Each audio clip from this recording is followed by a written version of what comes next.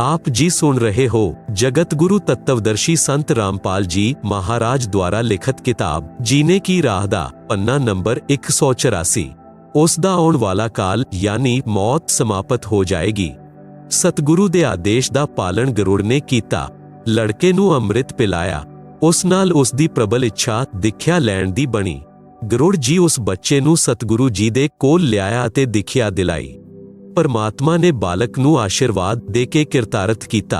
उसे वेले धर्मराज जी दा लेखा बदल गया। इस नूं तिन्नों देवतियां ने धर्मराज दे दरबार विच जाके अपनी अखी देखिया। धर्मराज ने उस नूं पढ़ के सुनाया अते दिखाया जिस विच लिखिया सी कि यह मनुखा शरीरधारी जीव हुण 100 साल उम्र तक जीवित रहेगा अते भगती भी करेगा। यह पूਰਨ परमात्मा दी तरफों उम्र वधाई गई है। धर्मराज ने पढ़िया अते ब्रह्मा विष्णु अते शिव ने अखी देखिया। ਇਹ देख के उन्हां नूं हैरानी होई कि ਇਹ किवें होया। धर्मराज ने भी देख के हैरानी कीती अते कहा कि परमेश्वर दी ਇਹ अद्भुत लीला है। उस दा काल यानी काल ब्रह्म की कर सकदा है। काल ब्रह्म द्वारा निर्धारित मौत दा समा परमेश्वर दे आदेश नाल समाप्त हो जांदा है। ਉਹ होर समर्थ जीव दा रखियक है। उसने मेरी किताब विच सब पुराने लेख बदल दिते। ਇਹ ਬੱਚਾ 100 ਸਾਲ ਜੀਵਤ ਰਹੇਗਾ ਅਤੇ ਭਗਤੀ ਕਰੇਗਾ। ਇਹ ਵੀ ਇसी ਵਿੱਚ ਲਿਖਿਆ ਹੈ।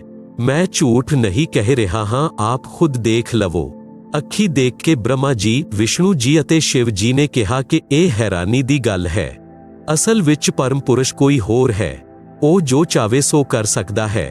ਜੋ ਉਸ ਦੀ ਸ਼ਰਨ ਵਿੱਚ ਚਲਾ ਗਿਆ ਉਹ ਕਿਵੇਂ ਮਰ ਸਕਦਾ ਹੈ। ਇਹ ਪੰਛੀਆਂ ਦੇ ਰਾਜਾ ਗਰੁੜ ਆਪ ਦੀ ਗੱਲ ਸੱਚ ਪਾਈ। ਅਸੀਂ ਤਾਂ ਬੇਅਰਥ ਵਿੱਚ ਆਪ ਦੇ ਨਾਲ ਵਾਦ ਵਿਵਾਦ ਕੀਤਾ। ਆਪ ਕਰੋ ਜੋ ਆਪ ਦਾ ਮਨ ਮੰਨੇ। हे ਗਰੁੜ ਆਪ ਦਾ ਭਾਗ ਵਧੀਆ ਹੈ। ਇੰਨੀ ਗੱਲ ਕਹਿ ਕੇ ਤਿੰਨੋਂ ਆਪਣੇ ਆਪਣੇ ਧਾਮ ਨੂੰ ਚਲੇ ਗਏ। ਗਰੁੜ ਅਤੇ ਲੜਕੇ ਨੇ ਉਹਨਾਂ ਨੂੰ ਅਤੇ ਧਰਮਰਾਜ ਨੂੰ ਪ੍ਰਣਾਮ ਕੀਤਾ। ਕਬੀਰ ਜੀ ਨੇ ਧਰਮਦਾਸ ਜੀ ਨੂੰ ਦੱਸਿਆ ਕਿ ਇਸ ਤਰ੍ਹਾਂ ਉਹ ਲੜਕਾ ਅਤੇ ਗਰੁੜ ਦੋਵੇਂ ਗੁਰੂ ਭਾਈ ਬਣੇ। हे ਧਰਮਦਾਸ ਇਹ ਹੈ ਗਰੁੜ ਨੂੰ ਸ਼ਰਨ ਵਿੱਚ ਲੈਣ ਦੀ ਕਥਾ ਯਾਨੀ ਗਰੁੜ ਬੋਧ। श्री हनुमान जी के गुरु जी कौन सन? आप जी पढ़ो कबीर सागर तो अध्याय हनुमान बोध दा सारंश। अध्याय हनुमान बोध दा सारंश कबीर सागर दे पन्ना नंबर 113 उत्ते 12वां अध्याय हनुमान बोध है। कबीर सागर दे इस अध्याय विच पवन सुत हनुमान जी नूं शरण विच लैण दा प्रकरण है। धर्मदास जी ने प्रश्न कीता कि हे परमेश्वर कबीर बंदी छोड़ जी, कि आप चंगी आत्मा पवन पुत्र हनुमान जी नूं भी मिले हो? उत्तर परमेश्वर कबीर जी दा हा। प्रश्न धर्मदास जी दा हे प्रभु की उन्हां ने भी आप दे ज्ञान नूं स्वीकारिया। ਉਹ ਤਾਂ ਮੇਰੀ ਤਰ੍ਹਾਂ ਸ੍ਰੀ ਰਾਮ ਉਰਫ ਵਿਸ਼ਨੂੰ ਜੀ ਵਿੱਚ ਅਟੁੱਟ ਸ਼ਰਧਾ ਰੱਖਦੇ ਸਨ। ਉਹਨਾਂ ਨੂੰ ਆਪ ਦੀ ਸ਼ਰਨ ਵਿੱਚ ਲੈਣਾ ਤਾਂ ਸੂਰਜ ਪੱਛਮ ਤੋਂ ਉਦੈ ਕਰਨ ਦੇ ਬਰਾਬਰ ਹੈ। आप जी सुन रहे हो जगत गुरु तत्वदर्शी संत रामपाल जी महाराज द्वारा लिखित किताब जीने की राह दा पन्ना नंबर 185। उत्तर परमेश्वर कबीर जी दा। परमेश्वर कबीर जी ने धर्मदास नूं पवन तनय हनुमान जी नूं शरण विच लैण दा बिरतांत दस्सिया। आप जी पढ़ो सरल अर्थ करता संत रामपाल दास द्वारा। हनुमान जी नूं किवें परमेश्वर कबीर जी ने शरण विच लिया ਅਤੇ ਰਾਮਾਇਣ ਦਾ ਸੰਖੇਪ ਵਰਣਨ। ਰਾਮਾਇਣ ਗ੍ਰੰਥ ਵਿੱਚ ਇੱਕ ਪ੍ਰਕਰਨ ਆਉਂਦਾ ਹੈ ਕਿ ਇੱਕ ਬਾਲੀ ਨਾਮ ਦਾ ਰਾਜਾ ਸੀ। ਉਸ ਦਾ ਭਾਈ ਸੁਗਰੀਵ ਸੀ। ਕਿਸੇ ਕਾਰਨ ਨਾਲ ਬਾਲੀ ਨੇ ਆਪਣੇ ਭਾਈ ਸੁਗਰੀਵ ਨੂੰ ਆਪਣੇ ਰਾਜ ਤੋਂ ਕੱਢ ਦਿੱਤਾ। ਉਸ ਦੀ ਪਤਨੀ ਨੂੰ ਆਪਣੇ ਕਬਜ਼ੇ ਵਿੱਚ ਪਤਨੀ ਬਣਾ ਕੇ ਰੱਖਿਆ। ਸੁਗਰੀਵ ਦੂਰ ਦੇਸ਼ ਵਿੱਚ ਮਾਯੂਸ ਭਰਮਣ ਕਰ ਰਿਹਾ ਸੀ। ਹਨੂਮਾਨ ਜੀ ਰਾਮ ਕਰਦੇ ਹੋਏ ਇੱਕ ਪਹਾੜ ਉੱਤੇ ਬੈਠੇ ਦਿਖਾਈ ਦਿੱਤੇ। ਦੋਨੋਂ ਦੀ ਮਿੱਤਰਤਾ ਹੋ ਗਈ। सुग्रीव ने अपना दुख हनुमान जी नाल साझा कीता। हनुमान जी ने शरणागत सुग्रीव दी सहायता करन दा बचन दिता। सुग्रीव ने हनुमान जी नूं दस्सिया कि बाली विच अजिही सिद्धि है कि कोई उस नाल युद्ध करदा है तां सामने वाले दी अद्धी शक्ति बाली विच प्रवेश कर जांदी है। ਇਹ ਗੱਲ जाण के हनुमान जी भी शांत रहे। युद्ध करन दा इरादा त्याग दिंदा है। उस समय रामचंद्र पुत्र राजा दशरथ जी नूं बनवास होया सी। ਉਹਨਾਂ ਦੀ ਪਤਨੀ ਸੀਤਾ ਜੀ ਅਤੇ ਭਾਈ ਲਛਮਣ ਵੀ ਵਣ ਵਿੱਚ ਨਾਲ ਗਏ ਸਨ। ਸ਼੍ਰੀਲੰਕਾ ਦੇ ਰਾਜਾ ਰਾਵਣ ਦੀ ਭੈਣ ਸਰੂਪਨਖਾ ਨੇ ਲਛਮਣ ਨੂੰ ਦੇਖਿਆ ਤਾਂ ਉਸ ਨਾਲ ਵਿਆਹ ਕਰਨ ਦਾ ਪ੍ਰਸਤਾਵ ਰੱਖਿਆ। ਲਛਮਣ ਨੇ ਕਿਹਾ ਕਿ ਮੇਰਾ ਵਿਆਹ ਹੋ ਚੁੱਕਾ ਹੈ। ਲਛਮਣ ਦੀ ਪਤਨੀ ਦਾ ਨਾਮ ਉਰਮਿਲਾ ਸੀ। ਸ਼ਰੂਪਨਖਾ ਨੇ ਵਾਰ-ਵਾਰ ਵਿਆਹ ਕਰਨ ਦਾ ਆਗ੍ਰਹ ਕੀਤਾ। ਤਾਂ ਸ਼ੇਸ਼ਨਾਗ ਅਵਤਾਰ ਲਛਮਣ ਨੇ ਕ੍ਰੋਧਵਸ਼ ਉਸ ਦਾ ਨੱਕ ਕੱਟ ਦਿੱਤਾ। ਸ਼ਰੂਪਨਖਾ ਨੇ ਆਪਣੀ ਦੁਰਦਸ਼ਾ ਦੀ ਦਾਸਤਾ ਆਪਣੇ ਭਾਈ ਰਾਵਣ ਨਾਲ ਸੁਣਾਈ ਅਤੇ ਪੂਰਾ ਪਤਾ ਦੱਸਿਆ। ਰਾਵਣ ਨੇ ਪ੍ਰਤੀਸ਼ੋਧ ਲੈਣ ਦੇ ਲਈ ਰਾਮ ਦੀ ਪਤਨੀ ਸੀਤਾ ਦਾ ਅਪਹਰਣ ਕਰਨ ਦੀ ਯੋਜਨਾ ਬਣਾਈ। ਸਾਧੂ ਪੇਸ਼ ਬਣਾ ਕੇ ਆਪਣੇ ਮਾਮਾ ਮਾਰੀਚ ਦੇ ਸਹਿਯੋਗ ਨਾਲ ਰਾਵਣ ਨੇ ਸੀਤਾ ਜੀ ਦਾ ਅਪਹਰਣ ਕਰ ਲਿਆ।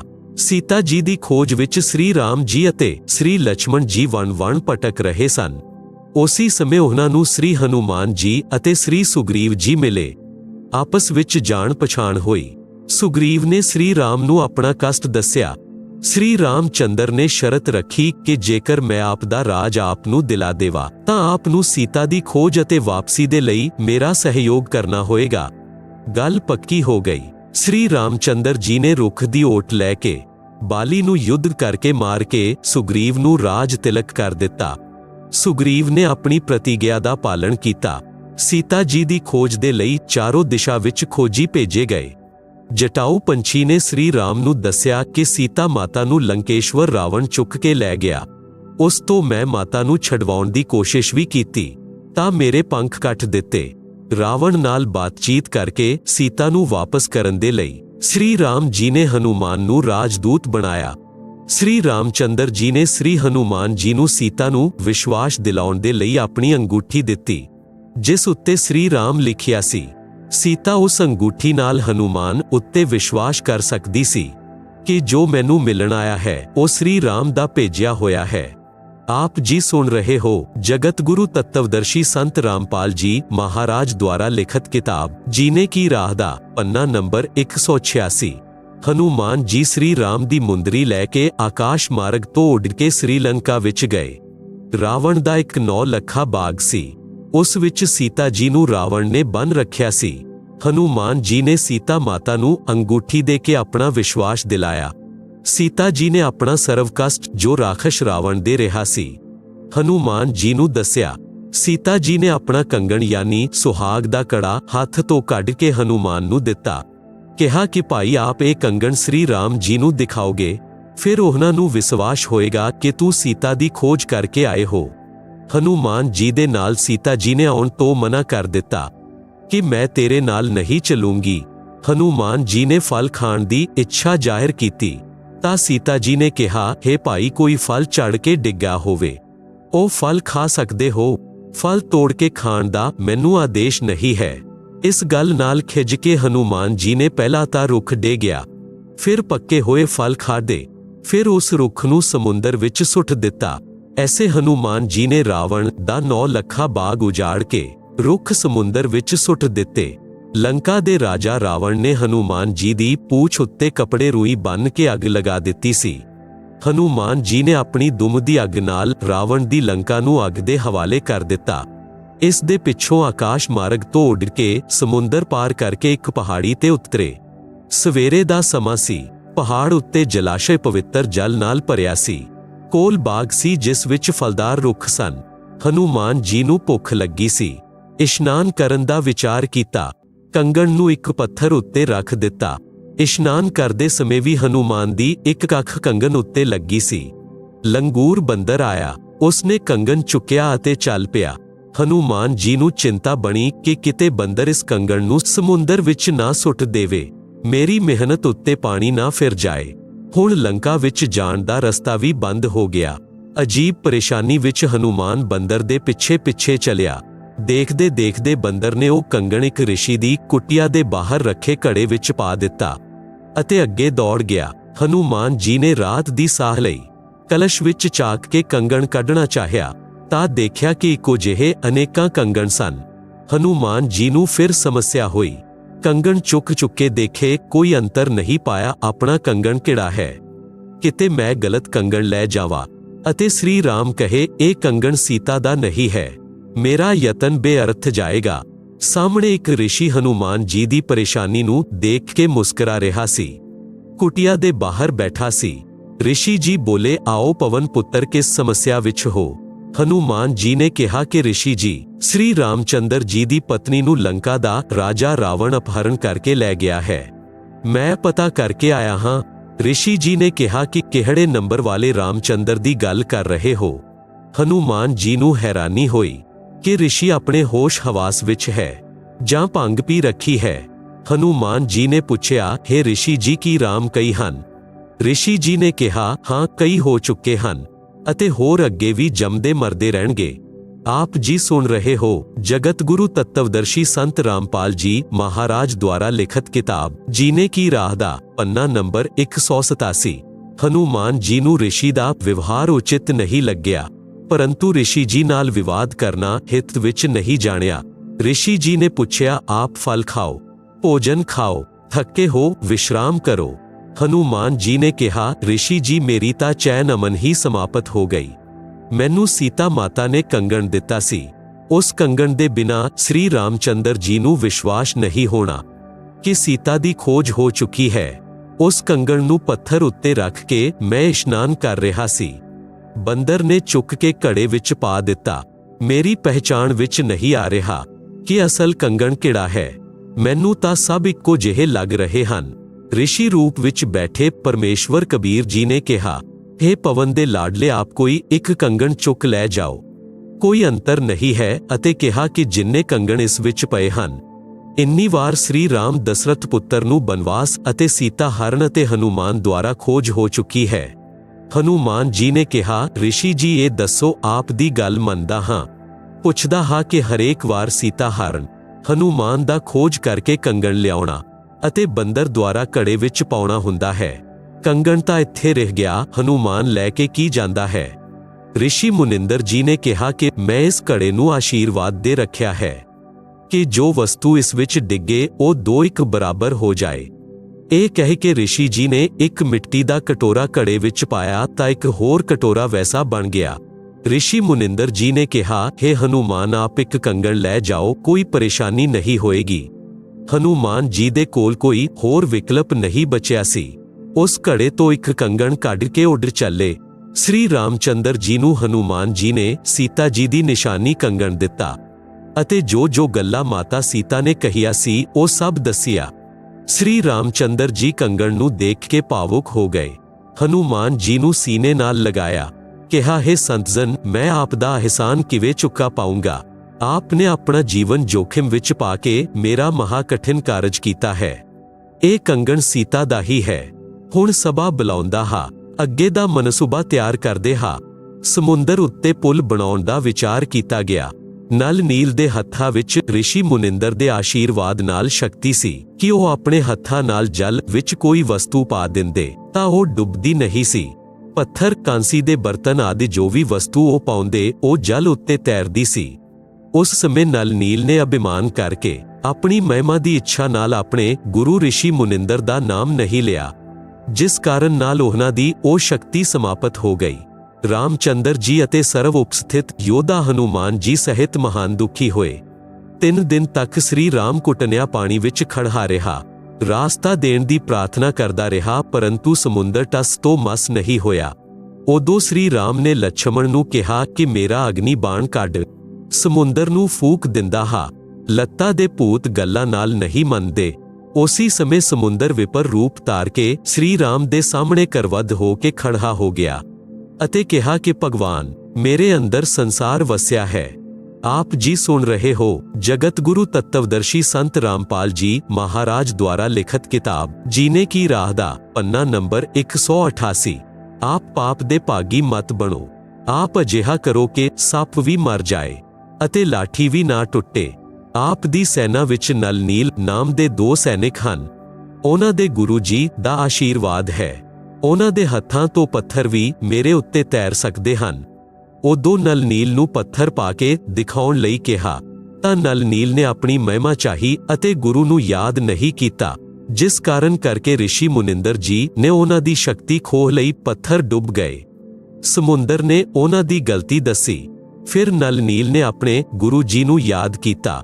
ਸ੍ਰੀ ਰਾਮਚੰਦਰ ਜੀ ਨੂੰ ਵੀ ਮਹਿਸੂਸ ਹੋਇਆ ਕਿ ਜਦ ਗੁਰੂ ਆਪਣੇ ਸ਼ਿਸ਼ਾਨ ਨੂੰ ਸ਼ਕਤੀ ਦੇ ਸਕਦਾ ਹੈ ਤਾਂ ਮੇਰੇ ਕਾਰਜ ਨੂੰ ਕਰ ਵੀ ਸਕਦੇ ਹਨ। ਸ੍ਰੀ ਰਾਮਚੰਦਰ ਵਿਸ਼ਨੂੰ ਜੀ ਦੇ ਅਵਤਾਰ ਸਨ। ਸ੍ਰੀ ਵਿਸ਼ਨੂੰ ਜੀ ਕਾਲ ਨਿਰੰਜਨ ਦੇ ਪੁੱਤਰ ਹਨ। ਜਿਸ ਸਮੇਂ ਪਰਮੇਸ਼ਵਰ ਕਬੀਰ ਜੀ ਪ੍ਰਥਮ ਵਾਰ ਕਾਲ ਦੇ ਲੋਕ ਵਿੱਚ ਆਏ ਸਨ ਤਾਂ ਜੋਤੀ ਨਿਰੰਜਨ ਨੇ ਪਹਿਲਾਂ ਤਾਂ ਪਰਮੇਸ਼ਵਰ ਦੇ ਨਾਲ ਝਗੜਾ ਕੀਤਾ ਸੀ। ਜਦੋਂ ਵਸ ਨਹੀਂ ਚਲਿਆ ਤਾਂ ਚਰਨਾਂ ਵਿੱਚ ਡਿੱਗ ਕੇ ਖਿਮਾ ਯਾਚਨਾ ਕੀਤੀ ਅਤੇ ਕੁਝ ਆਸ਼ੀਰਵਾਦ ਵੀ ਲਿਆ। ਉਹਨਾਂ ਵਿੱਚੋਂ ਇੱਕ ਇਹ ਵੀ ਸੀ ਕਿ ਮੇਰਾ ਅੰਸ਼ ਵਿਸ਼ਨੂੰ ਤ੍ਰੇਤਾ ਯੁੱਗ ਵਿੱਚ ਰਾਮਚੰਦਰ ਨਾਮ ਨਾਲ ਰਾਜਾ ਦਸ਼ਰਥ ਦੇ ਘਰ ਜਨਮ ਲਏਗਾ। ਉਸ ਨੂੰ ਬਣਵਾਸ ਹੋਏਗਾ, ਉਸ ਦੇ ਨਾਲ ਉਸ ਦੀ ਪਤਨੀ ਸੀਤਾ ਵੀ ਹੋਏਗੀ। ਉਸ ਨੂੰ ਇੱਕ ਰਾਖਸ਼ ਲੰਕਾ ਨਗਰੀ ਵਿੱਚ ਚੁੱਕ ਕੇ ਲੈ ਜਾਏਗਾ। ਉਦੋਂ ਰਾਮਚੰਦਰ ਸਮੁੰਦਰ ਦੇ ਉੱਤੇ ਪੁਲ ਬਣਾਉਣਾ ਚਾਹੇਗਾ, ਉਹ ਨਹੀਂ ਬਣਾ ਪਾਏਗਾ, ਆਪ ਉਹ ਪੁਲ ਬਣਵਾਉਣਾ। ਦੂਸਰਾ ਆਸ਼ੀਰਵਾਦ ਲਿਆ ਸੀ ਕਿ ਦੁਆਪਰ ਯੁੱਗ ਵਿੱਚ ਉਹ ਕ੍ਰਿਸ਼ਨ ਰੂਪ ਵਿੱਚ ਜਨਮੇਗਾ।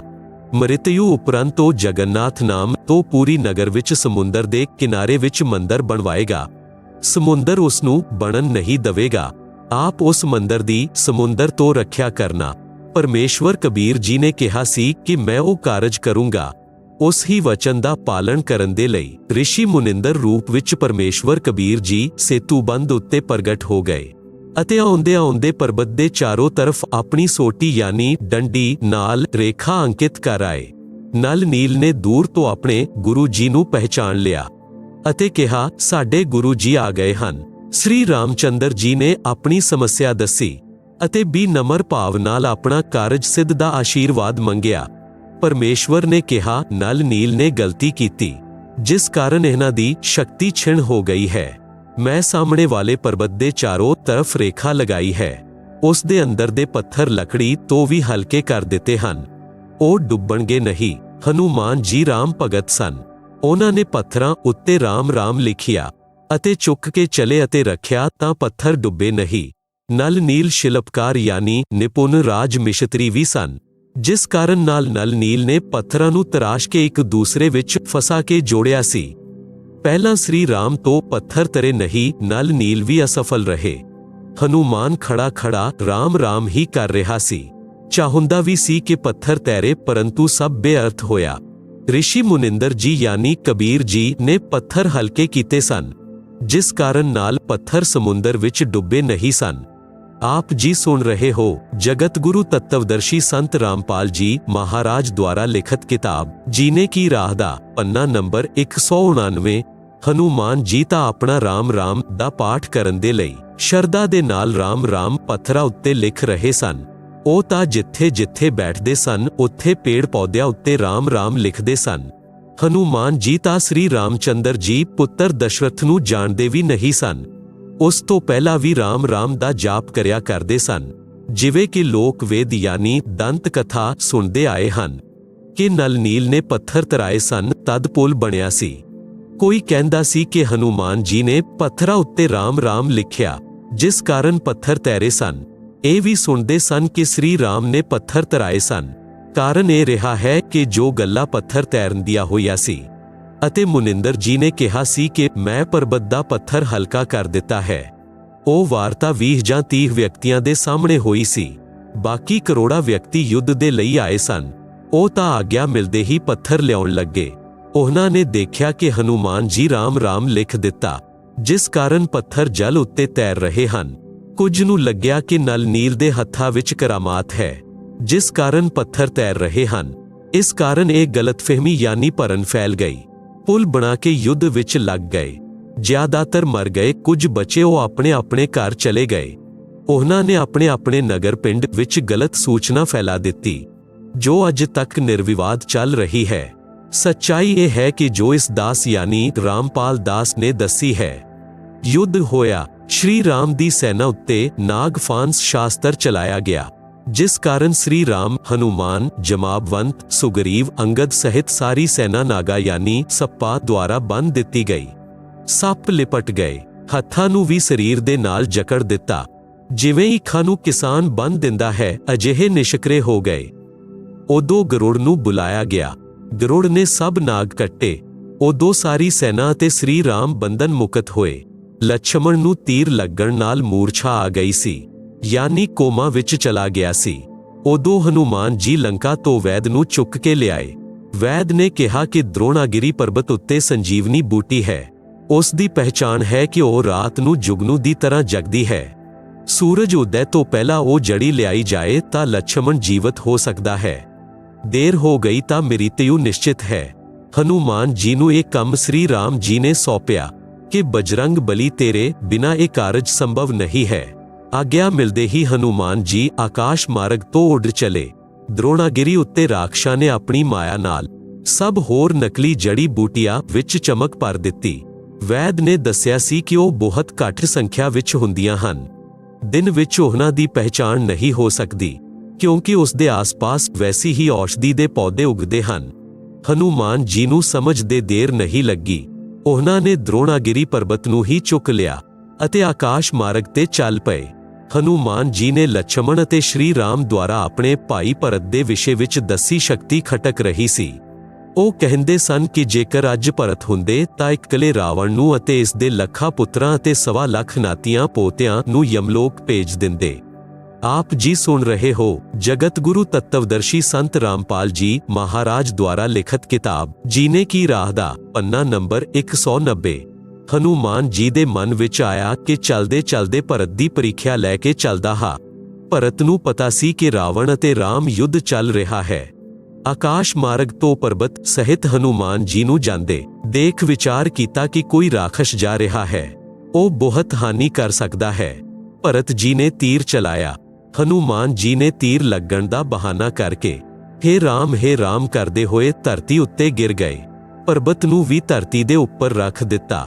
ਰਾਮ ਸ਼ਬਦ ਸੁਣ ਕੇ ਭਰਤ ਨੂੰ ਸਮਝਦੇ ਦੇਰ ਨਹੀਂ ਲੱਗੀ ਕਿ ਉਹ ਇਹ ਤਾਂ ਕੋਈ ਆਪਣੇ ਪੱਖ ਦਾ ਹੈ। ਨੇੜੇ ਜਾ ਕੇ ਪੁੱਛਿਆ, ਆਪ ਕੌਣ ਹੋ? ਕਿੱਥੇ ਜਾ ਰਹੇ ਹੋ? ਪਰਬਤ ਕਿਸ ਲਈ ਚੁੱਕਿਆ ਹੈ? ਮੇਰਾ ਨਾਮ ਭਰਤ ਹੈ। ਮੈਂ ਸ਼੍ਰੀ ਰਾਮ ਅਤੇ ਲਛਮਣ ਦਾ ਭਾਈ ਹਾਂ।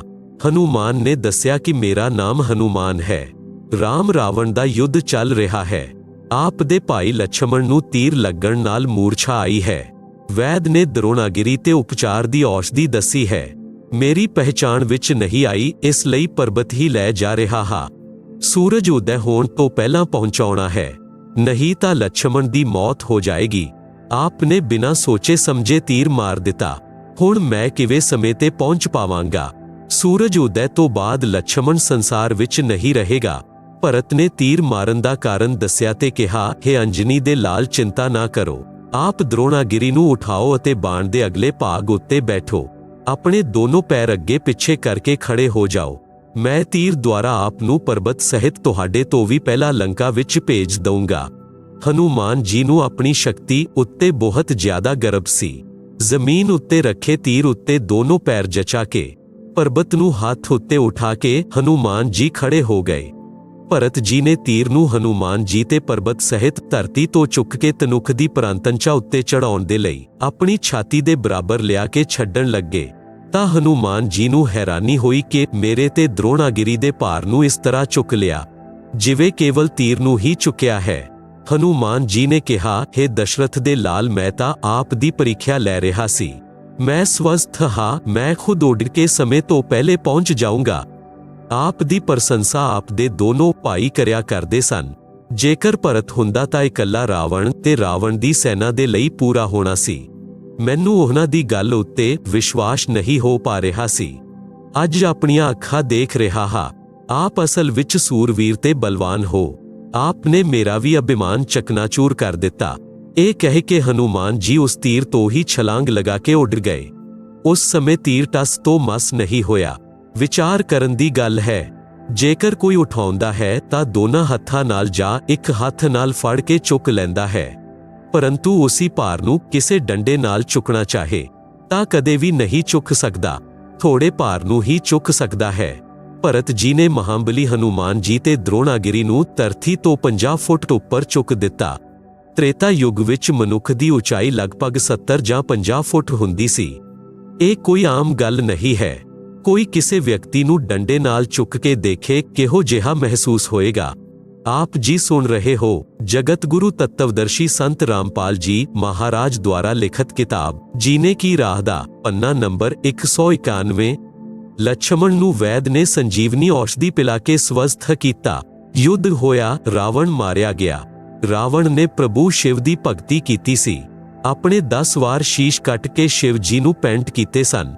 10 ਵਾਰ ਸ਼ਿਵ ਜੀ ਨੇ ਉਹਨਾਂ ਨੂੰ ਵਾਪਸ ਕਰ ਦਿੱਤੇ ਤੇ ਆਸ਼ੀਰਵਾਦ ਦਿੱਤਾ ਕਿ ਤੇਰੀ ਮ੍ਰਿਤਯੂ 10 ਵਾਰ ਗਰਦਨ ਕੱਟਣ ਦੇ ਪਿੱਛੋਂ ਹੋਏਗੀ। ਰਾਵਣ ਦੇ 10 ਵਾਰ ਸਿਰ ਕੱਟੇ ਗਏ ਸਨ। ਫਿਰ ਨਾਭੀ ਵਿੱਚ ਤੀਰ ਲੱਗਣ ਨਾਲ ਨਾਭੀ ਅੰਮ੍ਰਿਤ ਨਸ਼ਟ ਹੋਣ ਨਾਲ ਰਾਵਣ ਦਾ ਵਧ ਹੋਇਆ ਸੀ। 10 ਵਾਰ ਸਿਰ ਕੱਟੇ, 10 ਵਾਰ ਵਾਪਸ ਸਿਰ ਧੜ ਉੱਤੇ ਲੱਗ ਗਏ। ਫਿਰ ਵਿਭੀਸ਼ਣ ਦੇ ਦੱਸਣ ਤੇ ਰਾਵਣ ਦੀ ਨਾਭੀ ਵਿੱਚ ਅੰਮ੍ਰਿਤ ਹੈ। ਰਾਮਚੰਦਰ ਨੇ ਰਾਵਣ ਦੀ ਨਾਭੀ ਵਿੱਚ ਤੀਰ ਮਾਰਨ ਦੀ ਪੂਰੀ ਕੋਸ਼ਿਸ਼ ਕਰ ਲਈ ਸੀ, ਪਰੰਤੂ ਰਾਵਣ ਦਾ ਧਿਆਨ ਵੀ ਉੱਥੇ ਕੇਂਦਰਿਤ ਸੀ ਕਿ ਨਾਭੀ ਉੱਤੇ ਤੀਰ ਨਾ ਲੱਗੇ। ਰਾਮਚੰਦਰ ਜੀ ਨੇ ਪਰਮੇਸ਼ਵਰ ਨੂੰ ਯਾਦ ਕੀਤਾ ਕਿ ਇਸ ਰਾਖਸ਼ ਨੂੰ ਮਾਰੋ, ਮੇਰੀ ਸਹਾਇਤਾ ਕਰੋ। हे ਮਹਾਨਦੇਵ, हे ਦੇਵਾਂ ਦੇ ਦੇਵ, हे ਮਹਾਨ ਪ੍ਰਭੂ, ਮੇਰੀ ਸਹਾਇਤਾ ਕਰੋ। ਆਪ ਦੀ ਬੇਟੀ ਯਾਨੀ ਸੀਤਾ ਮਹਾਂਕਸ਼ਟ ਵਿੱਚ ਹੈ। ਆਪ ਦੇ ਬੱਚੇ 33 ਕਰੋੜ ਦੇਵਤਾ ਵੀ ਇਸੇ ਰਾਖਸ਼ ਨੇ ਜੇਲ੍ਹ ਵਿੱਚ ਪਾ ਰੱਖੇ ਹਨ।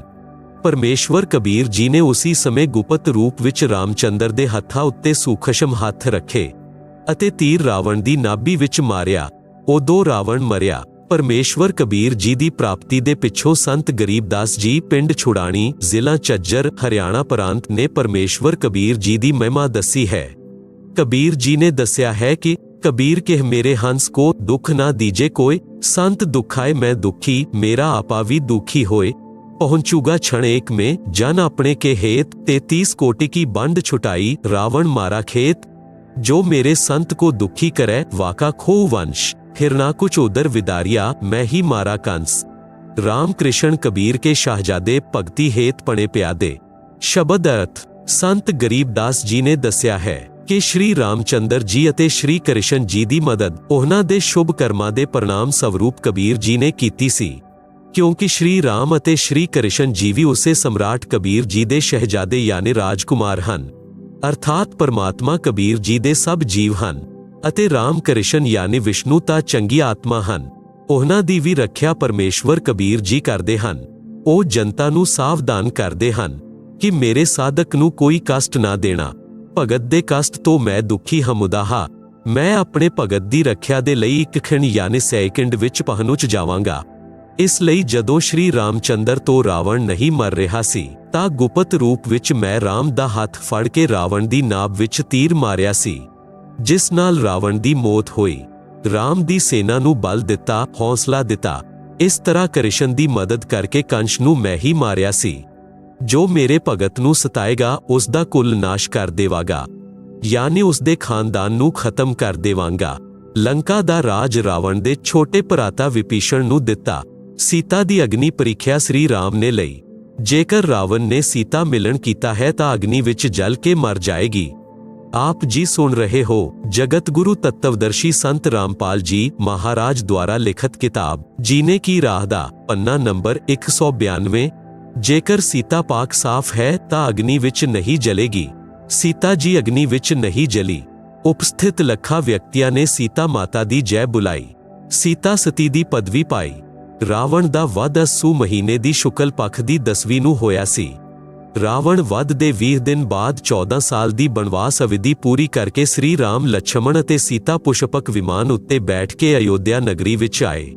ਉਸ ਦਿਨ ਕੱਤਕ ਮਹੀਨੇ ਦੀ ਅਮਾਵਸਿਆ ਸੀ। ਉਸ ਕਾਲੀ ਅਮਾਵਸਿਆ ਨੂੰ ਗਾਂ ਦੇ ਘਿਓ ਦੇ ਦੀਵੇ ਆਪਣੇ ਆਪਣੇ ਘਰਾਂ ਦੇ ਅੰਦਰ ਤੇ ਉੱਪਰ ਬੰਨੇ ਰਿਆ ਉੱਤੇ ਜਲਾ ਕੇ ਸ੍ਰੀ ਰਾਮ, ਸੀਤਾ ਤੇ ਲਛਮਣ ਦੇ ਆਗਮਨ ਦੀ ਖੁਸ਼ੀ ਮਨਾਈ। ਭਰਤ ਨੇ ਆਪਣੇ ਭਾਈ ਸ੍ਰੀ ਰਾਮਚੰਦਰ ਜੀ ਨੂੰ ਰਾਜ ਵਾਪਸ ਕਰ ਦਿੱਤਾ। ਇੱਕ ਦਿਨ ਸ੍ਰੀ ਰਾਮਚੰਦਰ ਜੀ ਨੂੰ ਸੀਤਾ ਨੇ ਕਿਹਾ ਕਿ ਮੈਂ ਯੁੱਧ ਵਿੱਚ ਲੜਨ ਵਾਲੇ ਯੋਧਿਆਂ ਨੂੰ ਕੁਝ ਇਨਾਮ ਦੇਣਾ ਚਾਹੁੰਦੀ ਹਾਂ। ਇਨਾਮ ਵਿੱਚ ਸੀਤਾ ਜੀ ਨੇ ਹਨੂਮਾਨ ਜੀ ਨੂੰ ਆਪਣੇ ਗਲੇ ਤੋਂ ਸੁੱਚੇ ਮੋਤੀਆਂ ਦੀ ਮਾਲਾ ਕੱਢ ਕੇ ਦੇ ਦਿੱਤੀ ਤੇ ਕਿਹਾ, हे ਹਨੂਮਾਨ, ਇਹ ਅਣਮੋਲ ਉਪਹਾਰ ਮੈਂ ਆਪ ਨੂੰ ਦੇ ਰਹੀ ਹਾਂ, ਬਹੁਤ ਸੰਭਾਲ ਕੇ ਰੱਖਣਾ। ਹਨੂਮਾਨ ਜੀ ਨੇ ਉਸ ਮਾਲਾ ਦਾ ਮੋਤੀ ਤੋੜਿਆ, ਫਿਰ ਫੋੜਿਆ, ਫਿਰ ਦੂਸਰਾ। ਦੇਖਦੇ ਦੇਖਦੇ ਸਭ ਮੋਤੀ ਤੋੜ ਕੇ ਜ਼ਮੀਨ ਉੱਤੇ ਸੁੱਟ ਦਿੱਤੇ। ਸੀਤਾ ਜੀ ਨੂੰ ਹਨੂਮਾਨ ਜੀ ਦਾ ਇਹ ਵਿਵਹਾਰ ਚੰਗਾ ਨਹੀਂ ਲੱਗਿਆ।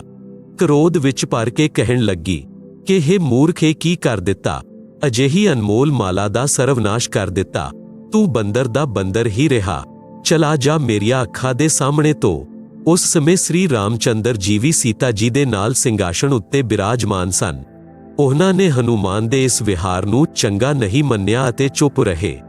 ਹਨੂਮਾਨ ਜੀ ਨੇ ਕਿਹਾ, ਮਾਤਾ ਜੀ, ਜਿਸ ਵਸਤੂ ਵਿੱਚ ਰਾਮ ਨਾਮ ਅੰਕਿਤ ਨਹੀਂ ਹੈ ਉਹ ਮੇਰੇ ਕਿਸੇ ਕੰਮ ਦੀ ਨਹੀਂ ਹੈ।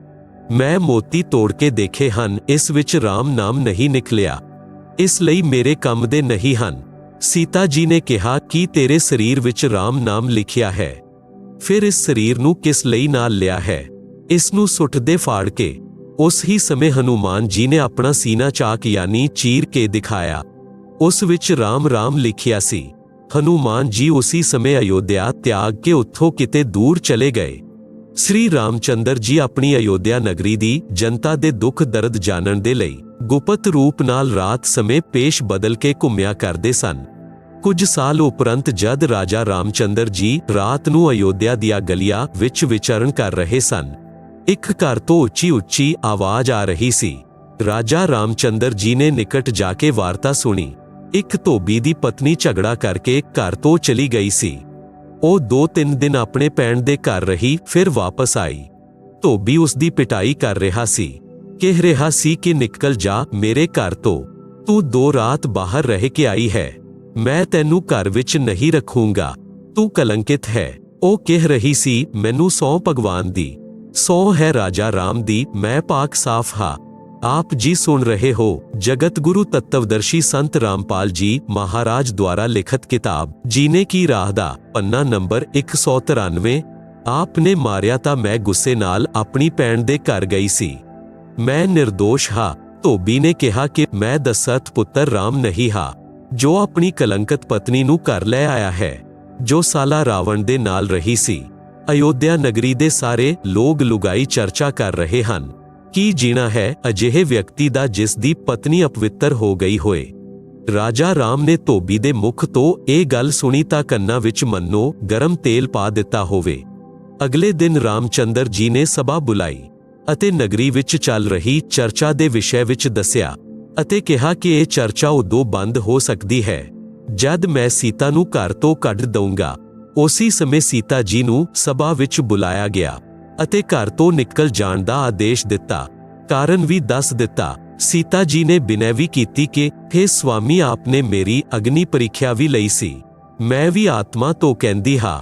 ਰਾਵਣ ਨੇ ਮੇਰੇ ਨਾਲ ਮਿਲਣ ਨਹੀਂ ਕੀਤਾ, ਕਾਰਨ ਸੀ ਕਿ ਉਸ ਨੂੰ ਇੱਕ ਰਿਸ਼ੀ ਦਾ ਸ਼ਰਾਪ ਸੀ ਕਿ ਜੇਕਰ ਤੂੰ ਕਿਸੇ ਪਰਿਸਤਰੀ ਨਾਲ ਬਲਾਤਕਾਰ ਕਰੇਗਾ ਤਾਂ ਤੇਰੀ ਉਸੇ ਸਮੇਂ ਮ੍ਰਿਤਯੂ ਹੋ ਜਾਏਗੀ, ਜੇਕਰ ਪਰਿਸਤਰੀ ਦੀ ਸਹਿਮਤੀ ਨਾਲ ਮਿਲਨ ਕਰੇਗਾ ਤਾਂ ਅਜਿਹਾ ਨਹੀਂ ਹੋਏਗਾ, ਜਿਸ ਕਾਰਨ ਨਾਲ ਰਾਵਣ ਮੈਨੂੰ ਛੂਹ ਵੀ ਨਹੀਂ ਸਕਿਆ ਮਿਲਣ ਦੇ ਲਈ। हे ਪ੍ਰਭੂ, ਮੈਂ ਗਰਭਵਤੀ ਹਾਂ, ਅਜਿਹੀ ਸਥਿਤੀ ਵਿੱਚ ਕਿੱਥੇ ਜਾਊਂਗੀ। ਰਾਵਣ ਜਿਹੇ ਵਿਅਕਤੀਆਂ ਦਾ ਅਭਾਵ ਨਹੀਂ ਹੈ। ਰਾਮਚੰਦਰ ਜੀ ਆਦੇਸ਼ ਦੇ ਕੇ ਸਭਾ ਛੱਡ ਕੇ ਚਲੇ ਗਏ। ਕਹਿੰਦੇ ਹਨ ਕਿ ਮੈਂ ਨਿੰਦਾ ਦਾ ਪਾਤਰ ਨਹੀਂ ਬਣਨਾ ਚਾਹੁੰਦਾ, ਮੇਰੇ ਕੁਲ ਨੂੰ ਦਾਗ ਲੱਗੇਗਾ। ਸੀਤਾ ਜੀ ਨੂੰ ਧਰਤੀ ਵੀ ਪੈਰਾਂ ਤੋਂ ਖਿਸਕਦੀ ਨਜ਼ਰ ਆਈ। ਅਸਮਾਨ ਵਿੱਚ ਹਨੇਰਾ ਛਾਇਆ ਦਿਖਾਈ ਦਿੱਤਾ। ਸੰਸਾਰ ਵਿੱਚ ਕੁਝ ਦਿਨਾਂ ਦਾ ਜੀਵਨ ਬਾਕੀ ਲੱਗਿਆ। ਸੀਤਾ ਅਯੋਧਿਆ ਛੱਡ ਕੇ ਚੱਲ ਪਈ।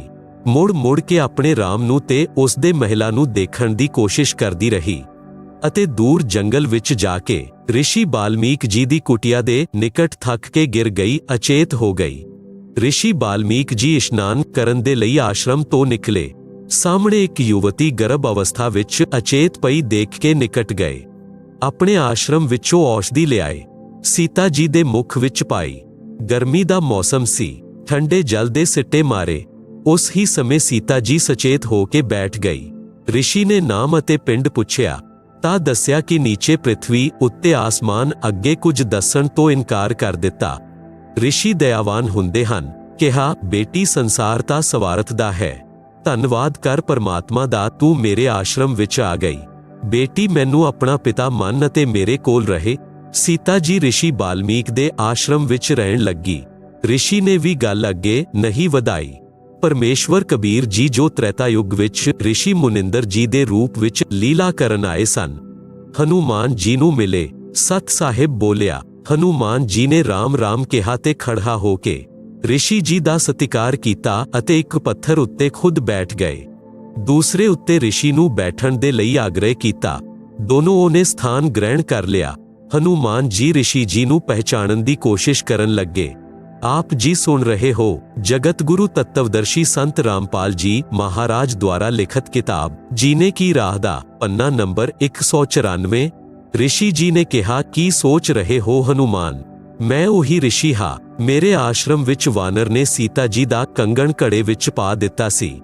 ਉਸ ਵਿੱਚ ਹੋਰ ਕੰਗਣ ਵੀ ਵੈਸੇ ਹੀ ਸਨ। हे ਹਨੂਮਾਨ, ਉਹ ਕੰਗਣ ਕੈਸਾ ਰਿਹਾ? ਹਨੂਮਾਨ ਜੀ ਨੂੰ ਪਹਿਚਾਣਦੇ ਦੇਰ ਨਹੀਂ ਲੱਗੀ ਅਤੇ ਰਿਸ਼ੀ ਜੀ ਨੂੰ ਪ੍ਰਣਾਮ ਫਿਰ ਕੀਤਾ। हे ਰਿਸ਼ੀ ਜੀ, ਆਪ ਦਾ ਕਿਵੇਂ ਆਉਣਾ ਹੋਇਆ? ਪਰਮੇਸ਼ਵਰ ਕਬੀਰ ਜੀ ਯਾਨੀ ਮੁਨਿੰਦਰ ਰਿਸ਼ੀ ਦੇ ਰੂਪ ਵਿੱਚ ਨੇ ਕਿਹਾ, हे पवन पुत्र, मैं आप नूं भगती ज्ञान कराउण आया हा। आप जिस दशरथ पुत्र रामचंद्र दी पूजा पूर्ण परमात्मा मन के कर रहे हो, आप धोखे विच हो। जो जमदा मरदा है वो पूर्ण परमात्मा नहीं हो सकता। पूर्ण परमात्मा तां अविनाशी है।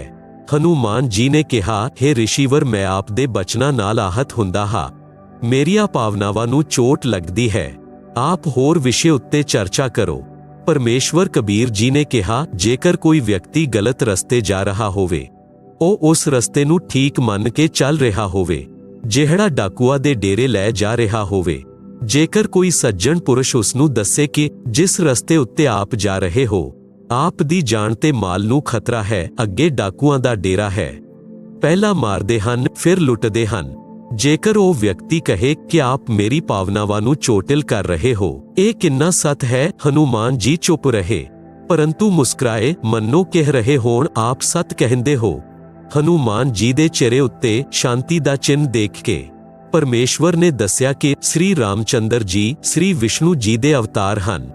ਸ੍ਰੀ ਵਿਸ਼ਨੂੰ ਜੀ ਸ੍ਰੀ ਬ੍ਰਹਮਾ ਜੀ ਤੇ ਸ੍ਰੀ ਸ਼ਿਵ ਜੀ ਦਾ ਪਿਤਾ ਕਾਲ ਬ੍ਰਹਮ ਹੈ। ਇਸੀ ਨੂੰ ਜੋਤੀ ਨਿਰੰਜਨ ਵੀ ਕਹਿੰਦੇ ਹਨ। ਕਾਲ ਨੂੰ ਇਸ ਦੀ ਗਲਤੀ ਦੇ ਕਾਰਨ ਸ਼ਰਾਪ ਲੱਗਿਆ ਹੈ ਕਿ 1 ਲੱਖ ਮਾਨਵ ਸਰੀਰਧਾਰੀ ਪ੍ਰਾਣੀਆਂ ਨੂੰ ਪ੍ਰਤੀਦਿਨ ਖਾਇਆ ਕਰੇਗਾ, 1.25 ਲੱਖ ਪ੍ਰਤੀਦਿਨ ਉਤਪੰਨ ਕਰਿਆ ਕਰੇਗਾ, ਜਿਸ ਕਾਰਨ ਕਰਕੇ ਉਸਨੇ ਆਪਣੇ ਤਿੰਨੋਂ ਪੁੱਤਰਾਂ ਨੂੰ ਇੱਕ ਵਿਭਾਗ ਦਾ ਸਵਾਮੀ ਬਣਾ ਰੱਖਿਆ ਹੈ। ਸ੍ਰੀ ਬ੍ਰਹਮਾ ਜੀ ਰਜਗੁਣ ਹਨ, ਜਿਸ ਦੇ ਪ੍ਰਭਾਵ ਨਾਲ ਸਰਵ ਪ੍ਰਾਣੀ ਪ੍ਰੇਰਿਤ ਹੋ ਕੇ ਸੰਤਾਨ ਉਤਪੱਤੀ ਕਰਦੇ ਹਨ, ਜਿਸ ਕਾਰਨ ਨਾਲ ਬ੍ਰਹਮਾ ਨੂੰ ਭੁੱਲ ਨਾਲ ਉਤਪੱਤੀ ਕਰਤਾ ਮੰਨ ਰੱਖਿਆ ਹੈ। ਉਤਪੱਤੀ ਕਰਤਾ ਤਾਂ ਪੂਰਨ ਪਰਮਾਤਮਾ ਹੈ। ਕਾਲ ਨੇ ਆਪਣੇ ਦੂਸਰੇ ਪੁੱਤਰ ਵਿਸ਼ਨੂੰ ਨੂੰ ਕਰਮ ਅਨੁਸਾਰ ਪਾਲਣ ਕਰਨ ਦਾ ਵਿਭਾਗ ਦਿੱਤਾ ਹੈ। ਵਿਸ਼ਨੂੰ ਸਤਗੁਣ ਹੈ। ਕਾਲ ਨੇ ਤੀਸਰੇ ਪੁੱਤਰ ਸ਼ਿਵ ਤਮਗੁਣ ਨੂੰ ਇਹਨਾਂ 1 ਲੱਖ ਮਾਨਵ ਸਰੀਰਧਾਰੀ ਜੀਵਾਂ ਨੂੰ ਮਾਰ ਕੇ ਉਸ ਦੇ ਕੋਲ ਭੇਜਣ ਦਾ ਵਿਭਾਗ ਦੇ ਰੱਖਿਆ ਹੈ। ਉਹ ਖੁਦ ਅਵਿਅਕਤ ਯਾਨੀ ਗੁਪਤ ਰਹਿੰਦਾ ਹੈ। ਆਪ ਦੇਖ ਰਹੇ ਹੋ, ਇੱਥੇ ਕਿਤੇ ਕੋਈ ਵੀ ਜੀਵ ਅਮਰ ਨਹੀਂ ਹੈ। ਦੇਵਤਾ ਵੀ ਮਰਦੇ ਹਨ, ਬ੍ਰਹਮਾ ਵਿਸ਼ਨੂੰ ਸ਼ਿਵ ਵੀ ਜੰਮਦੇ ਮਰਦੇ ਹਨ। ਜੋ ਪੂਰੀ ਉਮਰ ਜਿਉਂਦੇ ਹਨ, ਵਿਰਧ ਅਵਸਥਾ ਵੀ ਸਭ ਵਿੱਚ ਆਉਂਦੀ ਹੈ। ਇੱਕ ਲੋਕ ਅਜਿਹਾ ਵੀ ਹੈ, ਇੱਥੇ ਵਿਰਧ ਅਵਸਥਾ ਤੇ ਮਰਨ ਨਹੀਂ ਹੈ। ਉੱਥੇ ਕੋਈ ਰਾਵਣ ਕਿਸੇ ਦੀ ਪਤਨੀ ਦਾ ਅਪਹਰਣ ਨਹੀਂ ਕਰਦਾ। ਆਪ ਦੀਆਂ ਅੱਖਾਂ ਦੇ ਸਾਹਮਣੇ ਲੰਕਾ ਵਿੱਚ ਹੋਏ ਰਾਮ ਰਾਵਣ ਯੁੱਧ ਵਿੱਚ ਕਿੰਨੇ ਵਿਅਕਤੀ ਤੇ ਹੋਰ ਪ੍ਰਾਣੀ ਮਾਰੇ ਗਏ, ਇੱਕ ਸੀਤਾ ਨੂੰ ਛਡਵਾਉਣ ਦੇ ਲਈ। ਆਪ ਨੇ ਸ੍ਰੀ ਰਾਮਚੰਦਰ ਜੀ ਦੇ ਲਈ ਆਪਣੇ ਪ੍ਰਾਣਾਂ ਦੀ ਬਾਜੀ ਲਗਾ ਕੇ ਲੰਕਾ ਨੂੰ ਜਲਾਇਆ। ਰਾਵਣ ਦਾ ਭਾਈ ਅਹਿਰਾਵਣ, ਜੋ ਪਤਾਲ ਦਾ ਰਾਜਾ ਸੀ, ਉਹ ਰਾਮ ਤੇ ਲਛਮਣ ਦਾ ਅਪਹਰਣ ਕਰਕੇ ਲੈ ਗਿਆ। ਉਹਨਾਂ ਦੀ ਬਲੀ ਦੇਣ ਵਾਲਾ ਸੀ। ਆਪ ਉੱਥੇ ਗਏ ਅਤੇ ਉਹਨਾਂ ਦੋਨਾਂ ਨੂੰ ਜੀਵਤ ਲਿਆਏ। ਆਪ ਹੀ ਦੱਸੋ, ਉਹ ਪਰਮਾਤਮਾ ਹਨ। ਜਿਸ ਸਮੇਂ ਨਾਗ ਫਾਂਸ ਸ਼ਸਤਰ ਦੇ ਛੱਡਣ ਨਾਲ ਸੱਪਾਂ ਨੇ ਸ੍ਰੀ ਰਾਮ ਤੇ ਆਪ ਤੇ ਸਾਰੀ ਸੈਨਾ ਅਤੇ ਲਛਮਣ ਤੱਕ ਬੰਨ੍ਹ ਦਿੱਤਾ ਸੀ, ਸੱਪ ਆਪ ਸਭ ਨੂੰ ਜਕੜੇ ਹੋਏ ਸਨ। ਆਪ ਸਭ ਬੇਵਸ਼ ਸੀ। ਆਪ ਜੀ ਸੁਣ ਰਹੇ ਹੋ ਜਗਤ ਗੁਰੂ ਤੱਤਵਦਰਸ਼ੀ ਸੰਤ ਰਾਮਪਾਲ ਜੀ ਮਹਾਰਾਜ ਦੁਆਰਾ ਲਿਖਤ ਕਿਤਾਬ ਜੀਨੇ ਕੀ ਰਾਹ ਦਾ ਪੰਨਾ ਨੰਬਰ 195। ਕੁਝ ਸਮੇਂ ਵਿੱਚ ਆਪ ਸਭ ਨੂੰ ਰਾਵਣ ਦੀ ਸੈਨਾ ਆਸਾਨੀ ਨਾਲ ਕੱਟ ਸੁੱਟਦੀ। ਉਸ ਸਮੇਂ ਗਰੁੜ ਨੂੰ ਪੁਕਾਰਿਆ ਗਿਆ, ਉਸਨੇ ਨਾਗਾ ਨੂੰ ਕੱਟਿਆ। ਆਪ ਤੇ ਰਾਮਚੰਦਰ ਬੰਧਨ ਮੁਕਤ ਹੋਏ। ਜੇਕਰ ਪਰਮਾਤਮਾ ਇੰਨਾ ਹੀ ਬੇਵਸ਼ ਹੈ ਕਿ ਆਪਣਾ ਬੰਧਨ ਨਹੀਂ ਕੱਟ ਸਕਿਆ, ਤਾਂ ਪੁਜਾਰੀਆਂ ਦਾ ਕੀ ਹੋਏਗਾ? ਵਿਚਾਰ ਕਰੋ। काटे बंधन विपत में कठिन कियो संग्राम, चिन्नो रे नर प्राणियों गरुड़ बड़ो के राम। शब्द अर्थ। हनुमान जी ने कहा, ऋषि जी, समुंदर उत्ते पुल बनाउणा की आम आदमी दा कारज है। ਇਹ परमात्मा बिना नहीं बनाया जा सकता। समुंदर पांटे लंका गयो, सीता को परतार, अगस्त ऋषि सातो पिए, इन मेन कौन करतार। शब्द अर्थ। ਜੇਕਰ ਆਪ ਸਮੁੰਦਰ ਦੇ ਉੱਤੇ ਸੇਤੂ ਬਣਾਉਣ ਨਾਲ ਸ੍ਰੀ ਰਾਮਚੰਦਰ ਜੀ ਨੂੰ ਪਰਮਾਤਮਾ ਮੰਨਦੇ ਹੋ, ਤਾਂ ਅਗਸਤ ਨੇ ਸੱਤੋ ਸਾਗਰਾਂ ਨੂੰ ਪੀ ਲਿਆ ਸੀ। ਇਹਨਾਂ ਵਿੱਚੋਂ ਕੌਣ ਹੈ ਪਰਮਾਤਮਾ? ਰਿਸ਼ੀ ਮੁਨਿੰਦਰ ਜੀ ਨੇ ਦੱਸਿਆ ਕਿ ਆਪ ਭੁੱਲ ਗਏ ਕਿ ਇੱਕ ਰਿਸ਼ੀ ਆਏ ਸਨ। ਉਹਨਾਂ ਨੇ ਇੱਕ ਪਰਬਤ ਦੇ ਪੱਥਰਾਂ ਨੂੰ ਆਪਣੀ ਡੰਡੀ ਨਾਲ ਰੇਖਾ ਖਿੱਚ ਕੇ ਹਲਕਾ ਕੀਤਾ ਸੀ। ਫਿਰ ਪੱਥਰ ਤੈਰੇ ਸਨ, ਫਿਰ ਪੁਲ ਬਣਿਆ ਸੀ। ਰਾਮਚੰਦਰ ਤਾਂ 3 ਦਿਨ ਤੋਂ ਰਸਤਾ ਮੰਗ ਰਹੇ ਸਨ। ਸਮੁੰਦਰ ਨੇ ਹੀ ਦੱਸਿਆ ਸੀ। ਨਲ ਨੀਲ ਦੇ ਵਿਸ਼ੇ ਵਿੱਚ ਹਨੂਮਾਨ ਜੀ ਨੇ ਕਿਹਾ ਕਿ ਉਹ ਤਾਂ ਵਿਸ਼ਵਕਰਮਾ ਜੀ ਸਨ, ਜੋ ਭੇਖ ਬਦਲ ਕੇ ਸ੍ਰੀ ਰਾਮਚੰਦਰ ਜੀ ਦੇ ਬੁਲਾਉਣ ਉੱਤੇ ਆਏ ਸਨ। ਪਰਮੇਸ਼ਵਰ ਕਬੀਰ ਜੀ ਨੇ ਕਿਹਾ ਕਿ ਵਿਸ਼ਵਕਰਮਾ ਜੀ ਤਾਂ ਪੁਲ ਦਾ ਨਿਰਮਾਣ ਕਰ ਸਕਦੇ ਹਨ, ਜਲ ਉੱਪਰ ਪੱਥਰ ਨਹੀਂ ਤੈਰਾ ਸਕਦੇ। ਨਲ ਨੀਲ ਦੇ ਹੱਥਾਂ ਵਿੱਚ ਸ਼ਕਤੀ ਸੀ। ਉਹਨਾਂ ਦੇ ਹੱਥਾਂ ਨਾਲ ਪਾਈ ਗਈ ਵਸਤੂ ਜਲ ਉੱਤੇ ਤੈਰਿਆ ਕਰਦੀ ਸੀ। ਉਸ ਦਿਨ ਉਹਨਾਂ ਵਿੱਚ ਅਭਿਮਾਨ ਆ ਗਿਆ ਸੀ। ਉਹਨਾਂ ਦੀ ਸ਼ਕਤੀ ਸਮਾਪਤ ਹੋ ਗਈ ਸੀ। ਉਹ ਆਸ਼ੀਰਵਾਦ ਮੇਰਾ ਹੀ ਸੀ। ਹਨੂਮਾਨ ਜੀ ਨੇ ਇਹ ਕਿਹਾ ਕਿ ਆਪ ਰਿਸ਼ੀ ਮੁਨਿੰਦਰ ਜੀ ਹੋ। ਪਰਮੇਸ਼ਵਰ ਜੀ ਨੇ ਕਿਹਾ, ਹਾਂ। ਮੁਨਿੰਦਰ ਜੀ ਨੇ ਕਿਹਾ ਕਿ ਆਪਨੇ ਆਪਣੇ ਪ੍ਰਾਣਾਂ ਦੀ ਪਰਵਾਹ ਨਾ ਕਰਕੇ ਰਾਮ ਜੀ ਦੇ ਲਈ ਕੀ ਨਹੀਂ ਕੀਤਾ। ਜਦ ਸੀਤਾ ਨੇ ਆਪ ਨੂੰ ਅਪਸ਼ਬਦ ਕਹੇ ਅਤੇ ਘਰ ਛੱਡਣ ਨੂੰ ਕਿਹਾ, ਉਸ ਸਮੇਂ ਸ੍ਰੀ ਰਾਮ ਉੱਥੇ ਹੀ ਵਿਰਾਜਮਾਨ ਸਨ। ਇੱਕ ਸ਼ਬਦ ਵੀ ਨਹੀਂ ਕਿਹਾ ਕਿ ਸੀਤਾ ਅਜਿਹਾ ਨਾ ਕਰ। ਪਵਨ ਸੁਤ ਅੰਦਰ ਤੋਂ ਮੰਨ ਰਹੇ ਸਨ, ਪਰੰਤੂ ਉੱਪਰ ਤੋਂ ਕਹਿ ਰਹੇ ਸਨ ਕਿ ਰਿਸ਼ੀ ਜੀ ਕਿਸੇ ਦੀ ਆਲੋਚਨਾ ਨਹੀਂ ਕਰਨੀ ਚਾਹੀਦੀ ਹੈ। ਮੁਨਿੰਦਰ ਜੀ ਨੇ ਕਿਹਾ ਕਿ ਸੱਚ ਕਹਿਣਾ ਆਲੋਚਨਾ ਨਹੀਂ ਹੁੰਦੀ। ਜੇਕਰ ਸ੍ਰੀ ਰਾਮਚੰਦਰ ਅਤੇ ਸੀਤਾ ਦੇ ਅੰਦਰ ਅੱਛੇ ਇਨਸਾਨ ਵਾਲੇ ਗੁਣ ਵੀ ਹੁੰਦੇ ਤਾਂ ਵੀ ਆਪ ਦਾ ਆਜੀਵਨ ਅਹਿਸਾਨ ਮੰਨਦੇ ਅਤੇ ਆਪਣੇ ਚਰਨਾਂ ਵਿੱਚ ਰੱਖਦੇ। ਆਪ ਤਾਂ ਉਹਨਾਂ ਦੇ ਬਿਨਾਂ ਜੀਣਾ ਵੀ ਉਚਿਤ ਨਹੀਂ ਮੰਨਦੇ। ਹੋਰ ਸੁਣੋ, ਆਪ ਦੇ ਨਾਲ ਜੈਸਾ ਵਿਵਹਾਰ ਕੀਤਾ ਉਸ ਦਾ ਫਲ ਵੀ ਸੀਤਾ ਤੇ ਰਾਮਚੰਦਰ ਨੂੰ ਮਿਲ ਗਿਆ। ਕੁਝ ਸਾਲਾਂ ਦੇ ਪਿੱਛੋਂ ਸੀਤਾ ਨੂੰ ਸ੍ਰੀ ਰਾਮ ਨੇ ਘਰ ਤੋਂ ਕੱਢ ਦਿੱਤਾ। ਉਸ ਸਮੇਂ ਉਹ ਗਰਭਵਤੀ ਸੀ। ਇਹ ਸੁਣ ਕੇ ਹਨੂਮਾਨ ਦੀਆਂ ਅੱਖਾਂ ਵਿੱਚ ਹੰਝੂ ਨਿਕਲ ਆਏ ਅਤੇ ਰਿਸ਼ੀ ਜੀ ਦੇ ਚਰਨਾਂ ਵਿੱਚ ਡਿੱਗ ਗਏ। ਕੁਝ ਨਹੀਂ ਬੋਲੇ। ਅਯੋਧਿਆ ਵਾਸੀਆਂ ਨੇ 2 ਸਾਲ ਦੀਵਾਲੀ ਅਤੇ ਦੁਸਹਿਰਾ ਮਨਾਇਆ ਸੀ। ਉਸ ਦੇ ਪਿੱਛੋਂ ਬੰਦ ਕਰ ਦਿੱਤਾ ਸੀ ਕਿ ਜਿਸ ਦੇਵੀ ਦੇ ਲਈ ਰਾਵਣ ਮਾਰਿਆ, ਅੱਜ ਉਹ ਫਿਰ ਕਿੰਨੇ ਰਾਵਣਾਂ ਦਾ ਕਸ਼ਟ ਝੱਲੇਗੀ। ਦੀਪਮਾਲਾ ਖੁਸ਼ੀ ਦਾ ਪ੍ਰਤੀਕ ਹੈ। ਜਦ ਰਾਜਾ ਅਤੇ ਰਾਣੀ ਅਲੱਗ ਹੋ ਗਏ ਤਾਂ ਨਾ ਦੀਪਾਵਲੀ ਰਾਜਾ ਨੂੰ ਚੰਗੀ ਲੱਗੇ ਅਤੇ ਨਾ ਪ੍ਰਜਾ ਨੂੰ। ਇਸ ਲਈ ਦੀਪਾਵਲੀ ਦਾ ਪਰਵ ਉਸੇ ਸਮੇਂ ਬੰਦ ਹੋ ਗਿਆ ਸੀ। ਜੋ 2 ਸਾਲ ਮਨਾਇਆ ਸੀ, ਉਸ ਦੇ ਆਧਾਰ ਨਾਲ ਭੋਲੀ ਜਨਤਾ ਇਹ ਪਰਵ ਮਨਾ ਰਹੀ ਹੈ। ਆਪ ਜੀ ਸੁਣ ਰਹੇ ਹੋ ਜਗਤ ਗੁਰੂ ਤੱਤਵਦਰਸ਼ੀ ਸੰਤ ਰਾਮਪਾਲ ਜੀ ਮਹਾਰਾਜ ਦੁਆਰਾ ਲਿਖਤ ਕਿਤਾਬ ਜੀਨੇ ਕੀ ਰਾਹ ਦਾ ਪੰਨਾ ਨੰਬਰ 196। ਇਸ ਹੀ ਪ੍ਰਕਾਰ ਦੁਸਹਿਰਾ ਤੇ ਰਾਵਣ ਦਹਨ ਦੀ ਪਰੰਪਰਾ ਚੱਲੀ ਆ ਰਹੀ ਹੈ। ਜੇਕਰ ਕਿਸੇ ਦੇ ਘਰ ਉੱਤੇ ਕਿਸੇ ਜਵਾਨ ਦੀ ਮ੍ਰਿਤਯੂ ਹੋ ਜਾਂਦੀ ਹੈ ਤਾਂ ਉਹ ਪਰਿਵਾਰ ਤੇ ਰਿਸ਼ਤੇਦਾਰ ਕੋਈ ਤਿਉਹਾਰ ਨਹੀਂ ਮਨਾਉਂਦੇ। ਹਨੂਮਾਨ ਜੀ ਨੇ ਕਿਹਾ, ਪ੍ਰਭੂ ਪਰਮੇਸ਼ਵਰ ਦੀ ਚਰਚਾ ਕਰੋ। ਕਬੀਰ ਪਰਮੇਸ਼ਵਰ ਜੀ ਨੇ ਸ੍ਰਿਸ਼ਟੀ ਰਚਨਾ ਸੁਣਾਈ। ਸਤ ਕਥਾ ਸੁਣ ਕੇ ਹਨੂਮਾਨ ਜੀ ਗਦਗਦ ਹੋਏ। ਸਤਲੋਕ ਦੇਖਣ ਦੀ ਪ੍ਰਾਰਥਨਾ ਕੀਤੀ। ਪਰਮੇਸ਼ਵਰ ਆਕਾਸ਼ ਵਿੱਚ ਉੱਡ ਗਏ। ਹਨੂਮਾਨ ਜੀ ਦੇਖ ਰਹੇ ਸਨ। ਕੁਝ ਦੇਰ ਅੰਤਰਧਿਆਨ ਹੋ ਗਏ। ਹਨੂਮਾਨ ਜੀ ਚਿੰਤਤ ਹੋ ਗਏ ਕਿ ਹੁਣ ਇਹ ਰਿਸ਼ੀ ਕਿਵੇਂ ਮਿਲਣਗੇ। ਇੰਨੇ ਵਿੱਚ ਆਕਾਸ਼ ਵਿੱਚ ਵਿਸ਼ੇਸ਼ ਪ੍ਰਕਾਸ਼ ਦਿਖਾਈ ਦਿੱਤਾ। ਹਨੂਮਾਨ ਜੀ ਨੂੰ ਦਿਵ ਦ੍ਰਿਸ਼ਟੀ ਦੇ ਕੇ ਸਤਲੋਕ ਦਿਖਾਇਆ। ਰਿਸ਼ੀ ਮੁਨਿੰਦਰ ਜੀ ਸਿੰਘਾਸਣ ਉੱਤੇ ਬੈਠ ਦਿਖਾਈ ਦਿੱਤੇ। ਉਹਨਾਂ ਦੇ ਸਰੀਰ ਦਾ ਪ੍ਰਕਾਸ਼ ਅਤਿਅਧਿਕ ਸੀ। ਸਿਰ ਉੱਤੇ ਮੁਕਟ ਤੇ ਰਾਜਾ ਦੀ ਤਰ੍ਹਾਂ ਛੱਤਰ ਸੀ। ਕੁਝ ਦੇਰ ਉਹ ਦ੍ਰਿਸ਼ ਦਿਖਾ ਕੇ ਦਿਵ ਦ੍ਰਿਸ਼ਟੀ ਸਮਾਪਤ ਕਰ ਦਿੱਤੀ। ਮੁਨਿੰਦਰ ਜੀ ਨੀਚੇ ਆਏ। ਪਰਮੇਸ਼ਵਰ ਕਬੀਰ ਜੀ ਤੋਂ ਦੀਖਿਆ ਲਈ ਆਪਣਾ ਜੀਵਨ ਧੰਨ ਕੀਤਾ। ਮੁਕਤੀ ਦੇ ਅਧਿਕਾਰੀ ਹੋਏ। ਇਸ ਪ੍ਰਕਾਰ ਪਵਿੱਤਰ ਆਤਮਾ ਪਰਮਾਰਥੀ ਸੁਭਾਅ ਹਨੂਮਾਨ ਜੀ ਨੂੰ ਪਰਮੇਸ਼ਵਰ ਕਬੀਰ ਜੀ ਨੇ ਆਪਣੀ ਸ਼ਰਨ ਵਿੱਚ ਲਿਆ। ਪਰਮਾਰਥੀ ਆਤਮਾ ਨੂੰ ਸੰਸਾਰ ਅਤੇ ਕਾਲ ਦੇ ਸੁਆਮੀ ਭਲੇ ਹੀ ਪਰਉਪਕਾਰ ਦਾ ਫਲ ਨਹੀਂ ਦਿੰਦੇ, ਪਰੰਤੂ ਪਰਮੇਸ਼ਵਰ ਅਜਿਹੀਆਂ ਆਤਮਾਵਾਂ ਨੂੰ ਸ਼ਰਨ ਵਿੱਚ ਜ਼ਰੂਰ ਲੈਂਦੇ ਹਨ, ਕਿਉਂਕਿ ਅਜਿਹੀਆਂ ਆਤਮਾ ਹੀ ਪਰਮ ਭਗਤ ਬਣ ਕੇ ਭਗਤੀ ਕਰਦੇ ਹਨ ਅਤੇ ਮੋਕਸ਼ ਪ੍ਰਾਪਤੀ ਕਰਦੇ ਹਨ। ਸੰਸਾਰਿਕ ਵਿਅਕਤੀ ਜੋ ਪਰਮਾਰਥੀ ਨੂੰ ਧੋਖਾ ਦਿੰਦੇ ਹਨ, ਉਹ ਆਜੀਵਨ ਕਸ਼ਟਮਈ ਜੀਵਨ ਬਤੀਤ ਕਰਦੇ ਹਨ। ਸ੍ਰੀ ਰਾਮਚੰਦਰ ਜੀ ਨੂੰ ਅੰਤ ਸਮੇਂ ਆਪਣੇ ਹੀ ਪੁੱਤਰਾ ਲਵ ਅਤੇ ਕੁਝ ਤੋਂ ਪਰਾਜੇ ਦਾ ਮੂੰਹ ਦੇਖਣਾ ਪਿਆ। ਸੀਤਾ ਜੀ ਨੇ ਉਹਨਾਂ ਦੇ ਦਰਸ਼ਨ ਕਰਨਾ ਵੀ ਉਚਿਤ ਨਹੀਂ ਸਮਝਿਆ। ਦੇਖਦੇ ਦੇਖਦੇ ਪ੍ਰਿਥਵੀ ਵਿੱਚ ਸਮਾ ਗਈ। ਇਸ ਗਲਾਨੀ ਨਾਲ ਸ੍ਰੀ ਰਾਮਚੰਦਰ ਜੀ ਅਯੋਧਿਆ ਦੇ ਕੋਲ ਵਗ ਰਹੀ ਸਰਯੂ ਨਦੀ ਵਿੱਚ ਛਲਾਂਗ ਲਗਾ ਕੇ ਆਪਣੀ ਜੀਵਨ ਲੀਲਾ ਜਲ ਸਮਾਧੀ ਲੈ ਕੇ ਸਮਾਪਤ ਕਰ ਲਈ। ਪਰਮਾਰਥੀ ਹਨੂਮਾਨ ਜੀ ਨੂੰ ਨਿਰਸਵਾਰਥ ਦੁਖੀਆ ਦੀ ਸਹਾਇਤਾ ਕਰਨ ਦਾ ਫਲ ਮਿਲਿਆ। ਪਰਮਾਤਮਾ ਖੁਦ ਆਏ, ਮੋਕਸ਼ ਮਾਰਗ ਦੱਸਿਆ, ਜੀਵ ਦਾ ਕਲਿਆਣ ਹੋਇਆ। ਹਨੂਮਾਨ ਜੀ ਫਿਰ ਮਾਨਵ ਜੀਵਨ ਪ੍ਰਾਪਤ ਕਰਨਗੇ। ਉਦੋਂ ਪਰਮੇਸ਼ਵਰ ਕਬੀਰ ਜੀ ਉਹਨਾਂ ਨੂੰ ਸ਼ਰਨ ਵਿੱਚ ਲੈ ਕੇ ਮੁਕਤ ਕਰਨਗੇ।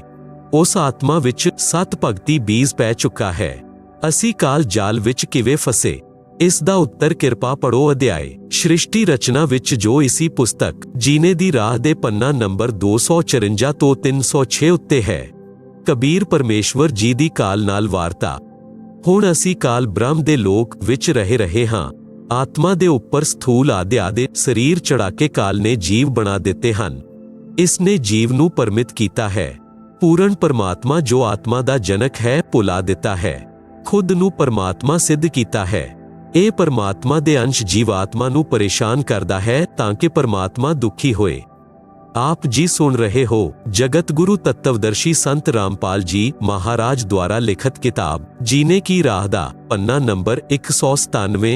ਇਹੀ ਮਨ ਰੂਪ ਵਿੱਚ ਹਰੇਕ ਆਤਮਾ ਦੇ ਨਾਲ ਰਹਿੰਦਾ ਹੈ, ਗਲਤੀ ਕਰਵਾਉਂਦਾ ਹੈ, ਦੰਡ ਜੀਵਾਤਮਾ ਭੋਗਦੀ ਹੈ।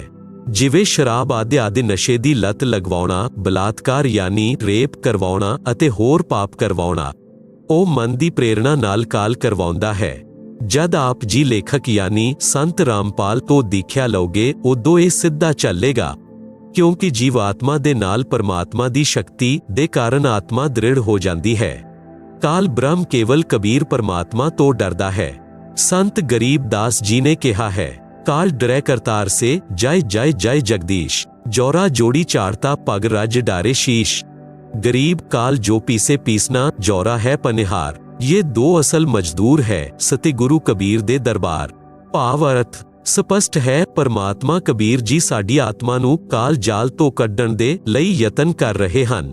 काल ब्रह्म फसाउण दा यतन करदा है। अगे दे प्रकरण विच प्रतख प्रमाण है। जद परमेश्वर ने सारे ब्रह्मंडा दी रचना कीती ते अपने लोक विच विश्राम करन लगे, उस दे बाद सब काल दे ब्रह्मंडा विच रह के अपना कीता होया ਕਰਮਦੰਡ ਭੋਗਣ ਲੱਗੇ ਅਤੇ ਬਹੁਤ ਦੁਖੀ ਰਹਿਣ ਲੱਗੇ, ਸੁੱਖ ਤੇ ਸ਼ਾਂਤੀ ਦੀ ਖੋਜ ਵਿੱਚ ਭਟਕਣ ਲੱਗੇ ਅਤੇ ਸਾਨੂੰ ਆਪਣੇ ਨਿਜ ਘਰ ਸਤਲੋਕ ਦੀ ਯਾਦ ਸਤਾਉਣ ਲੱਗੀ ਤੇ ਉੱਥੇ ਜਾਣ ਦੇ ਲਈ ਭਗਤੀ ਆਰੰਭ ਕੀਤੀ। ਕਿਸੇ ਨੇ ਚਾਰਾ ਵੇਦਾਂ ਨੂੰ ਕੰਠਸਥ ਕੀਤਾ ਤਾਂ ਕੋਈ ਉਗਰ ਤਪ ਕਰਨ ਲੱਗਾ ਅਤੇ ਹਵਨ ਯੱਗ, ਧਿਆਨ, ਸਮਾਧੀ ਆਦਿ ਕਿਰਾਵਾ ਆਰੰਭ ਕੀਤੀਆਂ, ਲੇਕਿਨ ਆਪਣੇ ਨਿਜ ਘਰ ਸਤਲੋਕ ਨਹੀਂ ਜਾ ਸਕੇ, ਕਿਉਂਕਿ ਉਪਰੋਕਤ ਕਿਰਿਆਵਾ ਕਰਨ ਨਾਲ ਅਗਲੇ ਜਨਮਾਂ ਵਿੱਚ ਚੰਗੇ ਸਮਰਿੱਧ ਜੀਵਨ ਨੂੰ ਪ੍ਰਾਪਤ ਹੋ ਕੇ ਜਿਵੇਂ ਰਾਜਾ ਮਹਾਰਾਜਾ, ਵੱਡਾ ਵਪਾਰੀ, ਅਧਿਕਾਰੀ, ਦੇਵ ਮਹਾਂਦੇਵ, ਸਵਰਗ ਮਹਾਂਸਵਰਗ ਆਦਿ ਵਾਪਸ 184 ਭੋਗਣ ਲੱਗੇ, ਬਹੁਤ ਪਰੇਸ਼ਾਨ ਰਹਿਣ ਲੱਗੇ ਅਤੇ ਪਰਮਪਿਤਾ ਪਰਮੇਸ਼ਵਰ ਨੂੰ ਪ੍ਰਾਰਥਨਾ ਕਰਨ ਲੱਗੇ ਕਿ ਹੇ ਦਿਆਲੂ ਸਾਨੂੰ ਨਿਜ ਘਰ ਦਾ ਰਾਸਤਾ ਦਿਖਾਓ, ਅਸੀਂ ਹਿਰਦੇ ਤੋਂ ਆਪ ਦੀ ਭਗਤੀ ਕਰਦੇ ਹਾਂ, ਆਪ ਸਾਨੂੰ ਦਰਸ਼ਨ ਕਿਉਂ ਨਹੀਂ ਦੇ ਰਹੇ ਹੋ। ਇਹ ਵਿਰਤਾਂਤ ਕਬੀਰ ਸਾਹਿਬ ਨੇ ਧਰਮਦਾਸ ਜੀ ਨੂੰ ਦੱਸਦੇ ਹੋਏ ਕਿਹਾ ਕਿ ਧਰਮਦਾਸ, ਇਹਨਾਂ ਜੀਵਾਂ ਦੀ ਪੁਕਾਰ ਸੁਣ ਕੇ ਮੈਂ ਆਪਣੇ ਸਤਲੋਕ ਤੋਂ ਜੋਗਜੀਤ ਦਾ ਰੂਪ ਧਾਰ ਕੇ ਕਾਲ ਲੋਕ ਵਿੱਚ ਆਇਆ। ਉਦੋਂ 21ਵੇਂ ਬ੍ਰਹਿਮੰਡ ਵਿੱਚ ਜਿੱਥੇ ਕਾਲ ਦਾ ਨਿਜ ਘਰ ਹੈ, ਉੱਥੇ ਤਪਤਸ਼ਿਲਾ ਉੱਤੇ ਜੀਵਾਂ ਦੀ ਜਲਨ ਸਮਾਪਤ ਹੋ ਗਈ। ਉਹਨਾਂ ਨੇ ਮੈਨੂੰ ਦੇਖ ਕੇ ਕਿਹਾ ਕਿ ਹੇ ਪੁਰਸ਼, ਆਪ ਕੌਣ ਹੋ? ਆਪ ਦੇ ਦਰਸ਼ਨ ਮਾਤਰ ਹੀ ਸਾਨੂੰ ਬਹੁਤ ਸੁੱਖ ਤੇ ਸ਼ਾਂਤੀ ਦਾ ਆਭਾਸ ਹੋ ਰਿਹਾ ਹੈ। ਫਿਰ ਮੈਂ ਦੱਸਿਆ ਕਿ ਮੈਂ ਪਾਰ ਬ੍ਰਹਮ ਪਰਮੇਸ਼ਵਰ ਕਬੀਰ ਹਾਂ। ਆਪ ਸਭ ਜੀਵ ਮੇਰੇ ਲੋਕ ਤੋਂ ਆ ਕੇ ਕਾਲ ਬ੍ਰਹਮ ਦੇ ਲੋਕ ਵਿੱਚ ਫਸ ਗਏ ਹੋ। ਇਹ ਕਾਲ ਰੋਜ਼ਾਨਾ 1 ਲੱਖ ਮਾਨਵ ਦੇ ਸੂਖਸ਼ਮ ਸਰੀਰ ਵਿੱਚੋਂ ਪਦਾਰਥ ਕੱਢ ਕੇ ਖਾਂਦਾ ਹੈ ਅਤੇ ਬਾਅਦ ਵਿੱਚ ਕਈ ਪ੍ਰਕਾਰ ਦੀਆਂ ਜ਼ੂਨੀਆਂ ਵਿੱਚ ਦੰਡ ਭੋਗਣ ਦੇ ਲਈ ਛੱਡ ਦਿੰਦਾ ਹੈ। ਫਿਰ ਉਹ ਜੀਵ ਆਤਮਾਵਾਂ ਕਹਿਣ ਲੱਗੀਆਂ ਕਿ ਹੇ ਦਿਆਲੂ ਪਰਮੇਸ਼ਵਰ, ਸਾਨੂੰ ਇਸ ਕਾਲ ਦੀ ਜੇਲ੍ਹ ਤੋਂ ਛਡਵਾਓ। ਮੈਂ ਦੱਸਿਆ ਕਿ ਇਹ ਬ੍ਰਹਿਮੰਡ ਕਾਲ ਨੇ 3 ਵਾਰ ਤਪ ਕਰਕੇ ਮੇਰੇ ਤੋਂ ਪ੍ਰਾਪਤ ਕੀਤਾ ਹੋਏ ਹਨ। ਜੋ ਆਪ ਇੱਥੇ ਸਭ ਵਸਤੂਆਂ ਦਾ ਪ੍ਰਯੋਗ ਕਰ ਰਹੇ ਹੋ, ਉਹ ਸਭ ਕਾਲ ਦੀਆਂ ਹਨ। ਆਪ ਜੀ ਸੁਣ ਰਹੇ ਹੋ ਜਗਤ ਗੁਰੂ ਤत्वदर्शी संत रामपाल जी महाराज द्वारा लिखित किताब जीने की राह दा पन्ना नंबर 198। ਆਪ ਸਭ ਆਪਣੀ ਇੱਛਾ ਨਾਲ ਘੁੰਮਣ ਦੇ ਲਈ ਆਏ ਹੋ, ਇਸ ਲਈ ਹੁਣ ਆਪ ਦੇ ਉੱਤੇ ਕਾਲ ਬ੍ਰਹਮ ਦਾ ਬਹੁਤ ਜ਼ਿਆਦਾ ਕਰਜ਼ਾ ਹੋ ਚੁੱਕਾ ਹੈ ਅਤੇ ਉਹ ਕਰਜ਼ਾ ਮੇਰੇ ਸੱਚੇ ਨਾਮ ਦੇ ਜਾਪ ਦੇ ਬਿਨਾਂ ਨਹੀਂ ਉਤਰ ਸਕਦਾ। ਜਦੋਂ ਤੱਕ ਆਪ ਕਰਜ਼ਾ ਮੁਕਤ ਨਹੀਂ ਹੋ ਸਕਦੇ, ਉਦੋਂ ਤੱਕ ਆਪ ਬ੍ਰਹਮ ਦੀ ਜੇਲ੍ਹ ਤੋਂ ਬਾਹਰ ਨਹੀਂ ਜਾ ਸਕਦੇ। ਇਸ ਦੇ ਲਈ ਆਪ ਨੂੰ ਮੇਰੇ ਤੋਂ ਨਾਮ ਉਪਦੇਸ਼ ਲੈ ਕੇ ਭਗਤੀ ਕਰਨੀ ਹੋਏਗੀ, ਫਿਰ ਮੈਂ ਆਪ ਨੂੰ ਛੁਡਵਾ ਕੇ ਲੈ ਜਾਊਂਗਾ। ਅਸੀਂ ਇਹ ਵਾਰਤਾ ਕਰ ਹੀ ਰਹੇ ਸੀ ਕਿ ਉੱਥੇ ਕਾਲ ਬ੍ਰਹਮ ਪ੍ਰਗਟ ਹੋ ਗਿਆ ਅਤੇ ਉਸਨੇ ਬਹੁਤ ਕ੍ਰੋਧਿਤ ਹੋ ਕੇ ਮੇਰੇ ਉੱਪਰ ਹਮਲਾ ਬੋਲਿਆ। ਮੈਂ ਆਪਣੀ ਸ਼ਬਦ ਸ਼ਕਤੀ ਨਾਲ ਉਸ ਨੂੰ ਬੇਹੋਸ਼ ਕਰ ਦਿੱਤਾ। ਫਿਰ ਕੁਝ ਸਮੇਂ ਬਾਅਦ ਉਹ ਹੋਸ਼ ਵਿੱਚ ਆਇਆ, ਮੇਰੇ ਚਰਨਾਂ ਵਿੱਚ ਡਿੱਗ ਕੇ ਖਿਮਾ ਯਾਚਨਾ ਕਰਨ ਲੱਗਾ ਅਤੇ ਬੋਲਿਆ ਕਿ ਆਪ ਮੇਰੇ ਤੋਂ ਵੱਡੇ ਹੋ, ਮੇਰੇ ਉੱਤੇ ਕੁਝ ਦਇਆ ਕਰੋ ਅਤੇ ਇਹ ਦੱਸੋ ਕਿ ਆਪ ਮੇਰੇ ਲੋਕ ਵਿੱਚ ਕਿਉਂ ਆਏ ਹੋ। ਤਦ ਮੈਂ ਕਾਲ ਪੁਰਸ਼ ਨੂੰ ਦੱਸਿਆ ਕਿ ਕੁਝ ਜੀਵ ਆਤਮਾਵਾਂ ਭਗਤੀ ਕਰਕੇ ਆਪਣੇ ਨਿਜ ਘਰ ਸਤਲੋਕ ਵਿੱਚ ਵਾਪਸ ਜਾਣਾ ਚਾਹੁੰਦੀਆਂ ਹਨ। ਉਹਨਾਂ ਨੂੰ ਸਤਭਗਤੀ ਮਾਰਗ ਨਹੀਂ ਮਿਲ ਰਿਹਾ ਹੈ, ਇਸ ਲਈ ਉਹ ਭਗਤੀ ਕਰਨ ਦੇ ਬਾਅਦ ਵੀ ਇਸ ਲੋਕ ਵਿੱਚ ਰਹਿ ਜਾਂਦੀ ਹੈ। ਮੈਂ ਉਹਨਾਂ ਨੂੰ ਸਤਭਗਤੀ ਮਾਰਗ ਦੱਸਣ ਦੇ ਲਈ ਅਤੇ ਤੇਰਾ ਭੇਦ ਦੇਣ ਦੇ ਲਈ ਆਇਆ ਹਾਂ ਕਿ ਤੂੰ ਕਾਲ ਹੈ, 1 ਲੱਖ ਜੀਵਾਂ ਦਾ ਆਹਾਰ ਕਰਦਾ ਹੈ ਅਤੇ 1.25 ਲੱਖ ਜੀਵਾਂ ਨੂੰ ਉਤਪੰਨ ਕਰਦਾ ਹੈ ਅਤੇ ਭਗਵਾਨ ਬਣ ਕੇ ਬੈਠਾ ਹੈ। ਮੈਂ ਇਹਨਾਂ ਨੂੰ ਦੱਸੂੰਗਾ ਕਿ ਤੁਸੀਂ ਜਿਸ ਦੀ ਭਗਤੀ ਕਰਦੇ ਹੋ ਉਹ ਭਗਵਾਨ ਨਹੀਂ, ਕਾਲ ਹੈ। ਇੰਨਾ ਸੁਣਦੇ ਹੀ ਕਾਲ ਬੋਲਿਆ ਕਿ ਜੇਕਰ ਸਭ ਜੀਵ ਵਾਪਸ ਚਲੇ ਗਏ ਤਾਂ ਮੇਰੇ ਭੋਜਨ ਦਾ ਕੀ ਹੋਏਗਾ? ਮੈਂ ਭੁੱਖਾ ਮਰ ਜਾਊਂਗਾ। ਆਪ ਨੂੰ ਮੇਰੀ ਪ੍ਰਾਰਥਨਾ ਹੈ ਕਿ 3 ਯੁੱਗਾਂ ਵਿੱਚ ਜੀਵ ਘੱਟ ਸੰਖਿਆ ਵਿੱਚ ਲੈ ਜਾਣਾ ਅਤੇ ਸਭ ਨੂੰ ਮੇਰਾ ਭੇਦ ਮਤ ਦੇਣਾ ਕਿ ਮੈਂ ਕਾਲ ਹਾਂ, ਸਭ ਨੂੰ ਖਾਂਦਾ ਹਾਂ। ਜਦ ਕਲਯੁੱਗ ਆਏ ਤਾਂ ਚਾਹੇ ਜਿੰਨੇ ਜੀਵਾਂ ਨੂੰ ਲੈ ਜਾਣਾ। ਇਹ ਬਚਨ ਕਾਲ ਨੇ ਮੇਰੇ ਤੋਂ ਪ੍ਰਾਪਤ ਕਰ ਲਏ। ਕਬੀਰ ਸਾਹਿਬ ਨੇ ਧਰਮਦਾਸ ਨੂੰ ਅੱਗੇ ਦੱਸਦੇ ਹੋਏ ਕਿਹਾ ਕਿ ਸਤਯੁਗ, ਤ੍ਰੇਤਾਯੁਗ, ਦੁਆਪਰ ਯੁੱਗ ਵਿੱਚ ਵੀ ਮੈਂ ਆਇਆ ਸੀ ਅਤੇ ਬਹੁਤ ਜੀਵਾਂ ਨੂੰ ਸਤਲੋਕ ਲੈ ਕੇ ਗਿਆ, ਲੇਕਿਨ ਇਸ ਦਾ ਭੇਦ ਨਹੀਂ ਦੱਸਿਆ। ਹੁਣ ਮੈਂ ਕਲਯੁੱਗ ਵਿੱਚ ਆਇਆ ਹਾਂ ਅਤੇ ਕਾਲ ਨਾਲ ਮੇਰੀ ਵਾਰਤਾ ਹੋਈ ਹੈ। ਕਾਲ ਬ੍ਰਹਮ ਨੇ ਮੈਨੂੰ ਕਿਹਾ ਕਿ ਹੁਣ ਆਪ ਚਾਹੇ ਜਿੰਨਾ ਜ਼ੋਰ ਲਗਾ ਲੈਣਾ, ਆਪ ਦੀ ਗੱਲ ਕੋਈ ਨਹੀਂ ਸੁਣੇਗਾ।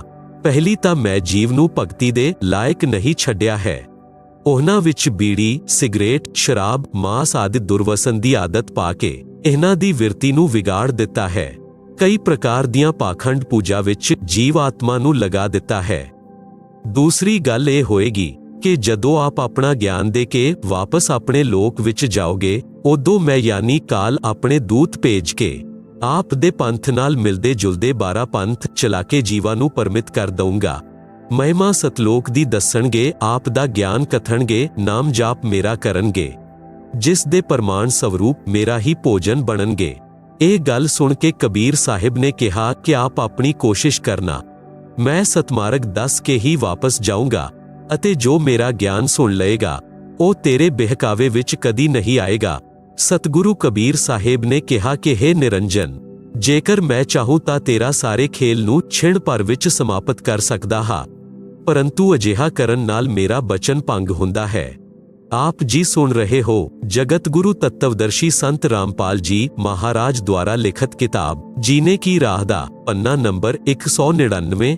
ਇਹ ਸੋਚ ਕੇ ਮੈਂ ਆਪਣੇ ਪਿਆਰੇ ਹੰਸ ਨੂੰ ਯਥਾਰਥ ਗਿਆਨ ਦੇ ਕੇ ਸ਼ਬਦ ਦਾ ਬਲ ਪ੍ਰਦਾਨ ਕਰਕੇ ਸਤਲੋਕ ਲੈ ਜਾਊਂਗਾ ਅਤੇ ਕਿਹਾ ਕਿ ਕਹੋ ਕਬੀਰ ਸੁਣੋ ਧਰਮਰਾਇਆ, ਹਮ ਸੰਖੋ ਹੰਸਾ ਪਦ ਪਰਸਾਇਆ, ਜਿਨ ਲੀਨਾ ਹਮਰਾ ਪਰਵਾਨਾ, ਸੋ ਹੰਸਾ ਹਮ ਕੀ ਅਮਾਨਾ।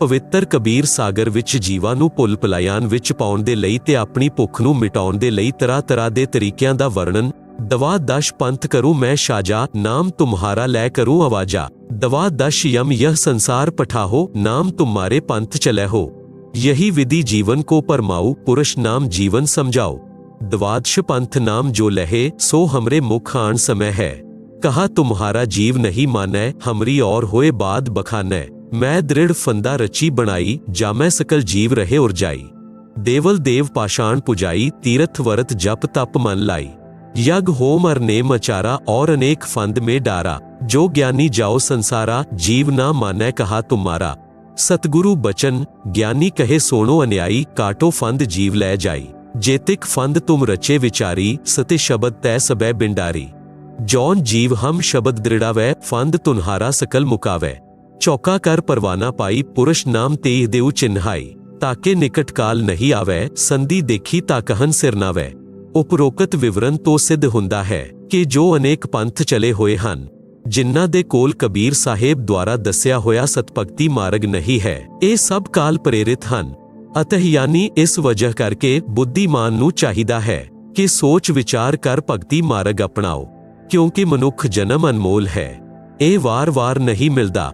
ਕਬੀਰ ਸਾਹਿਬ ਕਹਿੰਦੇ ਹਨ ਕਿ ਕਬੀਰ ਮਾਨੁਸ਼ ਜਨਮ ਦੁਰਲਭ ਹੈ, ਮਿਲੇ ਨਾ ਬਾਰੰਬਾਰ, तरवर से पत्ता टुट गिरे, बौर ना लगदा डारे। काल निरंजन द्वारा कबीर जी नाल 3 युगा विच घट जीव लै जाण दा बचन लेना। विस्तृत अते संपूर्ण वर्णन। प्रश्न, कबीर जी दे नाम नाल चले 12 पंथां दे असली मुखिया कौन है अते 13वां पंथ कौन चलाएगा? उत्तर, जैसा कि कबीर सागर दे संशोधनकर्ता स्वामी युगलानंद बिहारी जी ने दुख व्यक्त कीता है कि ਸਮੇਂ-ਸਮੇਂ ਉੱਤੇ ਕਬੀਰ ਜੀ ਦੇ ਗ੍ਰੰਥਾਂ ਨਾਲ ਛੇੜਛਾੜ ਕਰਕੇ ਉਹਨਾਂ ਦੀ ਬੁਰੀ ਦਸ਼ਾ ਕਰ ਰੱਖੀ ਹੈ।